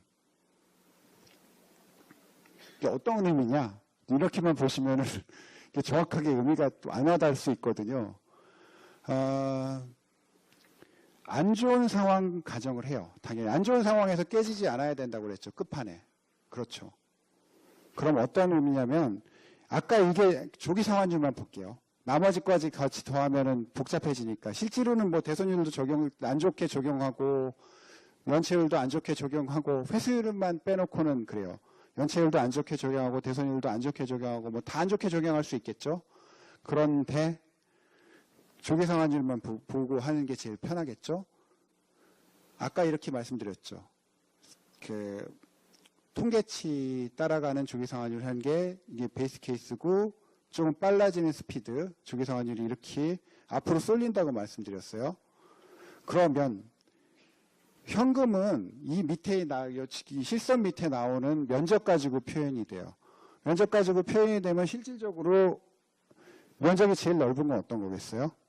당연히 이게 넓겠죠. 이자가 더 많이 들어오니까. 조금 들어갈수록 보세요. 이거 뭐 당연히 작아지겠죠. 이자가 들어오는 게 작아지니까 원금을 먼저 갚아버려가지고. 자, 3배까지 올라가면 이렇게 되죠. 그런데 이렇게 되면은 2배짜리는 제외할게요. 예를 들어서 여기서 스트레스 케이스가 3배라고 가정을 하면은 3배에서도 안 깨져야 된다, 내가. 근데 아까 뭐 했어요? 스테이티컬, 아까 보시면은 베이스 케이스, 보통 상황에서도 내가 대지급이 나지 말아야 된다고 그랬죠. 그러면은 대지급이 나지 말아야 된다는 거는 내가 대신 갚지 말고 그 범위에서만 발행을 하자는 거잖아요. 주어진 범위에서만. 아까 보시듯이 이 상태인데 여기 돈은 어디까지 이용할 수 있어요? 여기까지 쓸 수 있어요? 처음에? 안 되죠. 여기까지 써야지 대지급이 안 나겠죠. 당연히 녹색 라인으로. 근데 뭐 실질적으로 쓸 수 있는 건 어떤 거예요? 총량은, 우리가 쓸 수 있는 돈의 총량은 붉은색 밑에 있는 면적이겠죠. 왜냐면은 그 마지막에 스트레스 상황에서 마지막에 깨지지 않아야 된다고 그랬잖아요. MBS 다 갖고 나가지고. 이 면적은 실제로는 이쪽에서나 쓸 수 있겠죠. 이 면적 차이를 볼 때는 그러면 실질적으로 이용 가능한 현금 흐름이 이쪽 면적이 있는 게 이쪽으로 채워지겠죠, 이제. 이 면적하고 이 면적은 같을 거고요. 그럼 이런 형태의, 그리고 이 밑에서는 이제 당연히 이쪽에서 안 깨져야 되니까 이쪽 현금 흐름 따라갈 거고요. 실제로 쓸 수 있는 거는 이런 정도예요. 이런 정도의 현금으로 수렴이 돼요. 그러면은 MBS 발행은 여기다 맞춰가지고 하면 되겠죠. 요 밑에 있는 면적은 결국엔 빨간색 밑에 있는 이 면적하고 같아요. 스트레스 상황에서의. MBS 발행은 여기다 MBS 원금에다 이자에다가 기타 뭐 지급보증 수수료라든가 각종 수수료 내는 거 감안해가지고 이런 식으로 딱딱딱 끊어서 발행하면 되겠죠. 아까 우리 거 보시면은 너무 많이 갔나요? 여기서 거의 끝나죠. 7년까지. 이 안에서 거의 끝나죠. 발행 금액이 뭐 9,100억 정도 됐는데 10년 넘어가는 거 뭐 10% 남짓이죠. 1,200억 정도밖에 안 되네요. 1,300억 정도밖에 안 되네요. 왜 그런 현상이 벌어지냐면요. 이런 스트레스를 적용하기 때문에 그래요. 예. 이쪽까지는 두껍죠. 여기가 이렇게 돼야 되니까. 근데 이제 요 밑에 120개월 넘어가는 현금 흐름은 뭐 얼마 없잖아요. 발행할 게. 이런 스트레스 때문에 그렇다고 보시면 돼요. 이건 좀 비주얼하게 저희가 보여드린 거고요. 그러니까 결국에는 대지급도 안 나야 되고 끝에 플러스 나야 되고 안 좋은 상황에서도 이게 기본적인 발행 원칙이에요. 근데 이거를 갖다가 이건 저희가 개런티를 하기 때문에 저희가 지금 현재 상태에서는 1,000억을 저희가 가져왔다 그러면은 대부분의 아주 저희가 뭐 어떤 손해보고 주택담보대출을 팔지 않는 상황에서는 1,000억 이상은 발행을 해요. 근데 문제는 우리가 지급보증을 안 했다는, 지급보증 기능이 없고 이 자산만 가지고 발행을 해야 된다. 그러면은 스트레스를 다시 줘야 되거든요, 사실은. 뭐냐면은 후순위를 쌓아야 돼요. 먼저 깨질 부분을 만들어야 돼요. 그렇잖아요? 어떤 안전성을 확보하기 위해서는 그런 경우에는 뭐 지급보증 해줄 사람이 없으면은 그럼 AAA 상황에서의 어떤 각 신용 등급별에 맞는 AA면 AA, BBB면 BBB, AA면 AA에 맞는 스트레스를 설정을 해요. 예를 들어서 뭐 AA에서는 40% 이상이 쥐값이 하락한다.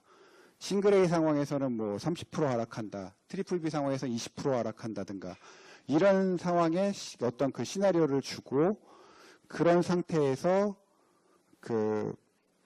당연히 그런 경우에 집값이 하락하거나 하는 경우에 로스 세버리티라고 돼 있는데 이게 손실을 보는 비중이 커지겠죠. 집값 하락이 많이 하면 AAA 상황에서는 더 커지겠죠. 그렇죠? 그리고 디폴트 확률도 더 많아지겠죠. 개인별로. 그럼 50%가 디폴트 나고 뭐 이제 디폴트 날 때 확률이 50%다. 집값 회사 빠지지 내가 손해볼 확률이. 그러면은 0.5 곱하기 0.25죠. 25%만큼은 어디서 내가 가져와야겠죠. 그게 후순위가 됐든. 그러니까 75%밖에 발행을 못하는 거예요. 극단적인 거 가정을 했는데 이런 경우에 AAA 방금 말씀드린 그런 시나리오에서는 75만큼만 넣어주고 25%는 후순위를 하던 아니면 100을 발행을 하고 25%만큼은 누군가가 개런티를 해주던 두 가지 방법이에요. 내부 신용보강, 외부 신용보강이라고 하는데요. 외부 신용보강이 아까 말한 대로 공사가 말한 이제 개런티, 보증이라든가 유동성 공여 방식도 있을 수가 있어요. 유동성을 공여해주는 리퀴데이션 공급해주는 그런 방식이 있을 수 있고요. 내부 신용 방식 같은 경우가 이제 신용 보강 방식 같은 경우에 대표적인 게 방금 말씀드린 선우순위 구조. 이 정도 된다고 보시면 됩니다. 오늘 이거 어떻게 했는지 모르겠네요. 제가 이거 굉장히 빨리 해가지고 괜찮으셨어요, 이거? 예, 생각보다 이게 원래 굉장히 좀 디테일한 내용까지 들어가고 할 경우에는 강의가 길었었는데 제가 이렇게 빨리 얘기하다 보니까 끝까지 오긴 했는데 여러분들이 이렇게 잘 들으셨는지 궁금하네요. 예, 아무튼 이렇게 졸린 강의인데 어떻게 보면은 이게 재밌을 수는 없거든요. 사실은 투자 쪽이고 하다 보니까 이렇게 끝까지 잘 들어주셔서 감사합니다. 그리고 질문 있으시면은 시간 좀 남았으니까 편하게 좀 해주시면 고맙겠습니다.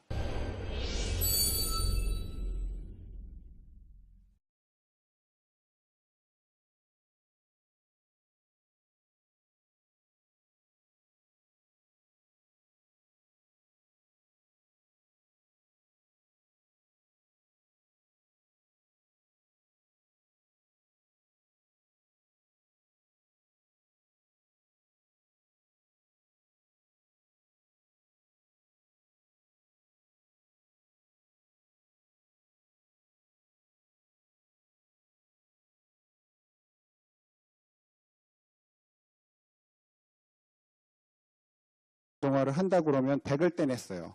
그러면 사실은 아까 지급준비금이라는 거 말씀드렸는데 그 선후순위 구조라고 해가지고 ABS에서는 보통은 MBS에서는 그 자산유동화증권에서는 부도가 났을 때 먼저 그걸 받아줄 부분이 필요해요. 그걸 저희가 이제 후순위 증권이라고 말하거든요. 후순위 증권 예를 들어 15% 쌓고 선순위 증권 안전한 건 85% 발행을 했다. 아까랑 비슷한 효과죠. 그렇게 하고 나서 그 돈을 또 조달을 했으니까 85 정도 다시 대출해요. 그리고 그걸 다시 자산 유동화를 해요. 그럼 아까랑 비슷한 효과의 어떤 신용 창출 효과가 분명히 나오죠. 본원적인 목적이에요. 이거는 부수적인 목적이었고요. 그러니까 자산유동, 에셋백드 시큐리티나 이런 자산유동화가 등장하게 된 본원적인 목적은 이거예요. 제2금융권의 유사신용 창출 효과예요. 이 부분 때문에 자산유동화가 등장하게 됐고요. 이 부분은 왜 설명을 드렸냐면 그 MBS를 통해서 주택금융을 한다면은 그 사실상 뭐 저희 주택금융공사하고 공기업이지만 재무제표는 캐피탈 회사랑 똑같아요. 뭐 자동차 할부해주는 회사라든가 이런 회사랑 재무제표의 구조라든가 뭐 짊어져야 되는 위험 이런 거는 똑같아집니다. 그렇기 때문에 설명드렸고요. 그러면 왜 MBS냐? 이 부분에 대해서 본원적인 문제를 말씀을 드릴게요. 주택담보대출이라는 게 처음에 돈을 빌려갔어요. 누가 집을 살라고. 근데 뭐 처음에 10년이든 15년이든 이렇게 빌려갔겠죠. 내가 금융기관 입장인데 그러면은 이 사람이 10년 만기에 딱 갚으면은 나도 그냥 10년짜리로 뭐 어떤 돈을 빌려가지고 뭐 10년짜리를 2%에 빌려가지고 이 사람한테 3%에 빌려줬으면 1%만큼은 난 계속 이익을 보겠죠. 그러니까 넷 인터레스트 마진이라고 그러죠, 보통. 그렇게 해가지고 그 마진으로 인해가지고 이익을 그냥 계속 보겠죠. 그런데 주택담보대출을 먼저 갚는 게 왜냐면 주택이 매매가 되고 내가 이거보다 더 싼 금리를 찾았어요. 그럴 경우에는 다 갈아타겠죠, 주택담보대출을. 아니면 아예 다 갚아버리거나 집을 팔거나 이렇게 되거나 할 경우에는. 그런 리스크가 있기 때문에 내 입장에서 그렇게 무작정 10년짜리로 조달을 할 수가 없죠. 그런 경우에는. 어떻게 미래 이자 상황이라는 게 어떻게 될지 모르고 미래 이자가 예를 들어서 내 의도대로 안 흐른다 하면은 뭐 당연히 내가 깨지는 거니까 내 입장에서 손해가 나는 거니까요. 그런 리스크를 그럼 어떻게 사실은 가장 효율적으로 할 수 있느냐? MBS 그러니까 MBS를 발행을 하면은 뒤에 설명드리겠지만 그런 현금 흐름이 이렇게 짧아지고 길어지고 이런 리스크에서 좀 자유로워질 수가 있어요. 말씀드리는 게 고정금리일 때예요. 변동금리 같은 경우에는 주택금리라는 게 정말 간단해요. 은행들 같은 경우에 대출하는 거 생각해 보면 아시겠죠? 네, 안녕하세요. 저 주택금융공사 팀장 김석준입니다. 이렇게 만나뵙게 돼서 반갑고요. 오늘 여러분들한테 이제 드릴 말씀은 이제 주택금융의 이해에 대해서 MBS 쪽을 중심으로 해가지고 제가 말씀을 드리겠습니다. 오늘 이제 진행할 내용이요. 이렇게 네 파트로 나뉘어져 있는데요. 주택금융이란 게 어떤 건지 그냥 개요 알아보고요. 그리고 저희가 이제 오늘 주로 다뤄야 되는 MBS 발행구조 개요. 그리고 MBS의 현금 흐름 분석. 그리고 MBS 구조를 만든다고 그러거든요. 스트럭처링 프로세스까지 할 건데 오늘 할 부분은 1, 2번 쪽이 주로 많을 거고요. 3, 4번은 제가 시간이 허용하는 범위에서 최대한 여러분들한테 설명해 드릴 수 있도록 하겠습니다. 원래 한 3시간 반 이상 진행되는 강의인데 최대한 여러분한테 많이 보여드리다 보니까 조금은 좀 빨리 진행하겠습니다. 제가. 먼저 이제 주택금융이라는 거에 대해서 말씀을 드리면요. 현재 우리나라 이게 요새 뭐 신문기사에서 많이 보셨죠. 주택담보대출이 몇 조 넘었고, 뭐, 이렇게 되면 위험할 수도 있다. 뭐 이런 류의 기사들이 나올 텐데요. 지금 현재 보면은 한 440조 정도 돼요. 은행권 주택담보대출은요. 은행권 주택담보대출이 한 440조 원 정도고, 뭐 제1금융권 거를 합치면은 600조 원 조금 넘는 시장으로 지금 성장을 해 있습니다. 그러면은 이 주택금융 시장이라는 게 언제부터 저희가 이게 형성이 됐냐?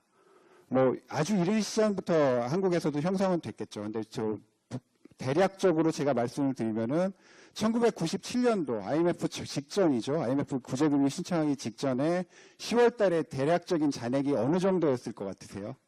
혹시 아무 금액이나 이럴 땐 찍어도 상관없죠. 제가 말씀드릴게요. 40조 원이었어요. 딱.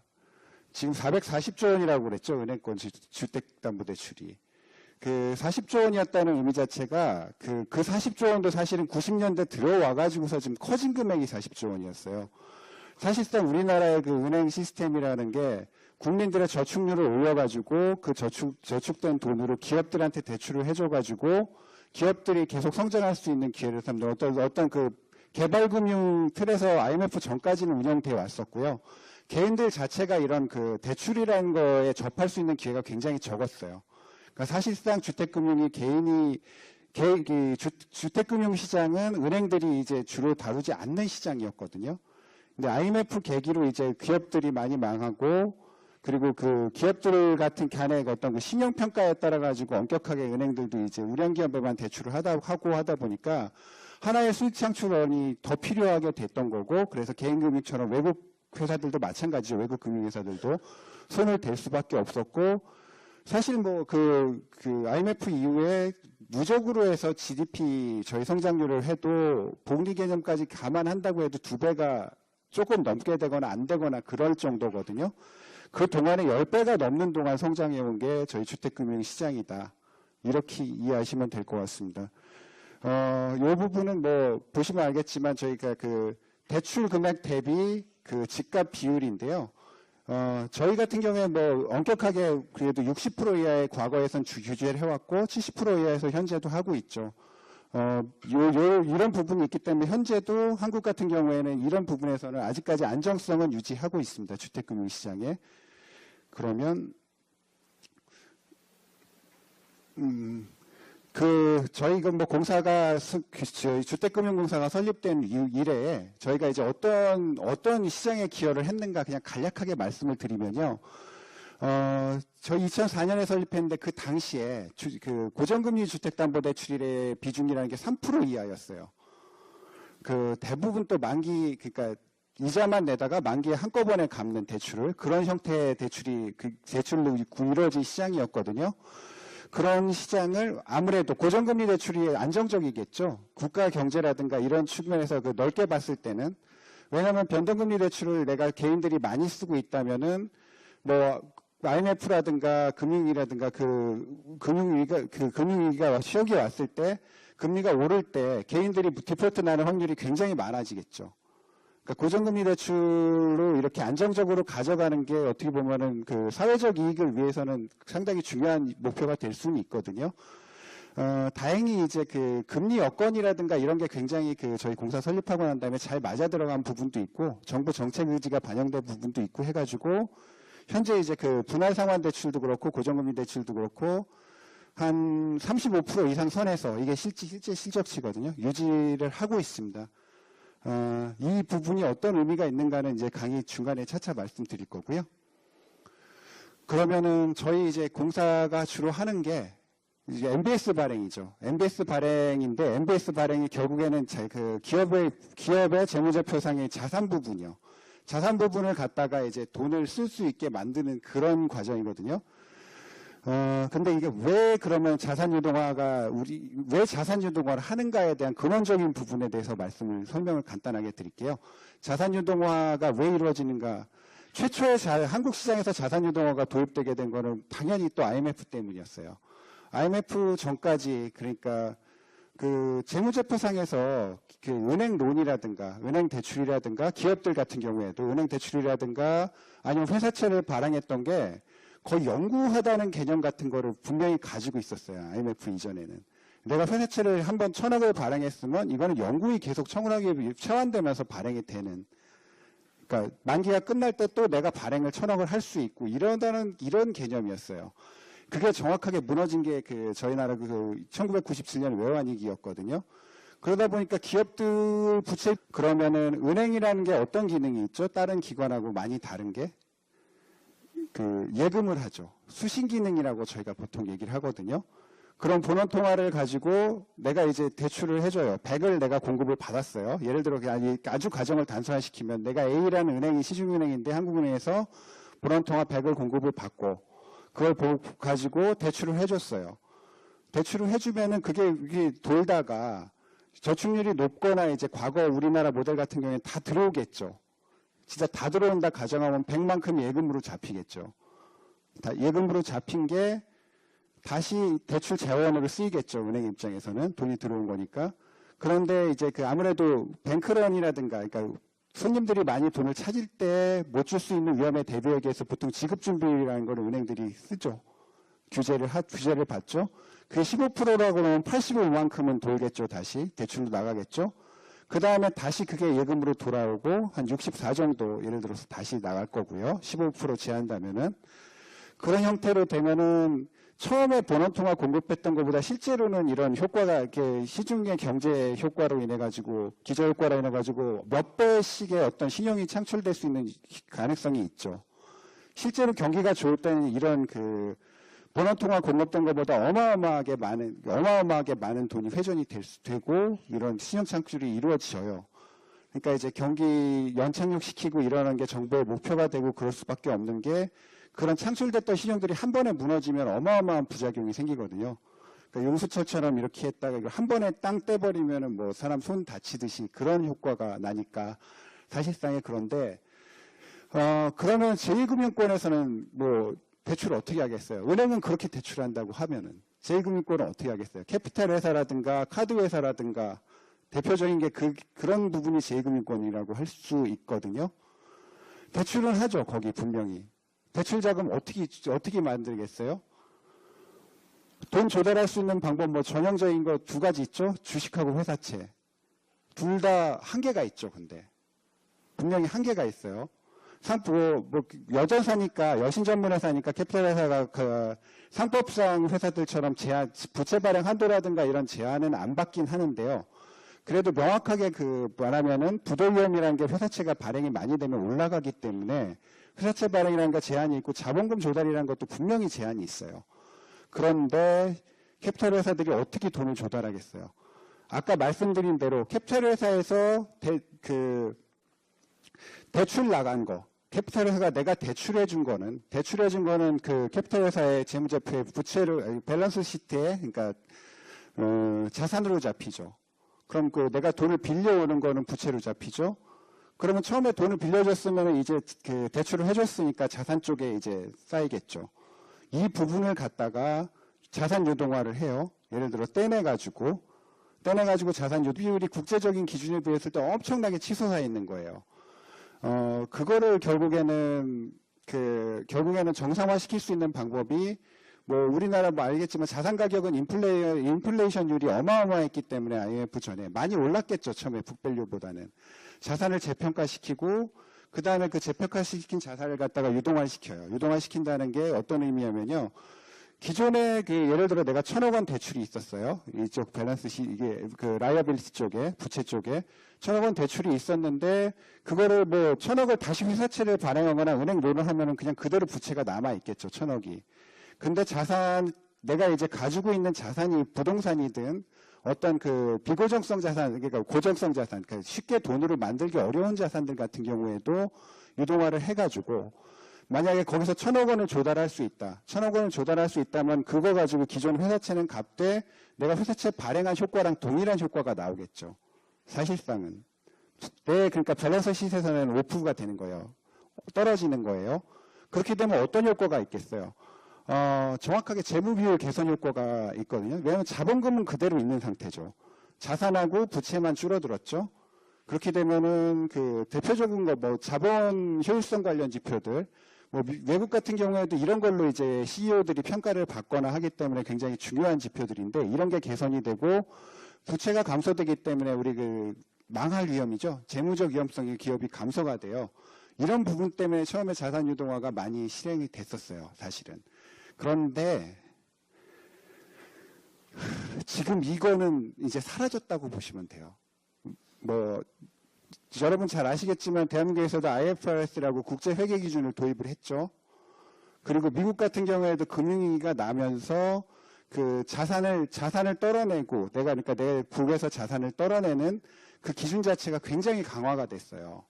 IFRS 상에서 기존에 하던 유동화 방식대로 어떤 내 북에서 떨어진 그러니까 북오프라고 저희가 표현하거든요.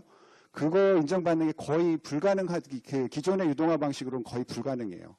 그리고 미국 같은 경우에도 굉장히 그 부분이 강화가 됐기 때문에 어떤 이런 단순하게 비율 개선 목적의 유동화는 이제 더 이상 유효하지는 않은 상태예요. 뭐 이 부분에 대해서 말씀드리자면 뭐 요 강의 전부 다 해서까지 말씀을 드릴 수 있는데 오늘 목적이 그거는 아니니까요. 넘어가겠습니다. 이 부분은 그 본원적인 목적이에요. 자산 유동화의 유사 신용 창출 효과라고 제가 표현을 하는 건데요. 그 제1금융권하고 제2금융권하고 나누는 기준이 혹시 아시는 분 있나요? 1금융권하고 2금융권 나누는 기준이요. 이것도 제가 말씀드릴게요.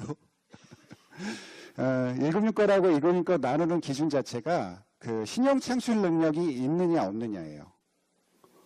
그러니까 본원 통화 이제 한국은행에서 본원 통화를 시중에 공급을 하죠. 은행을 통해서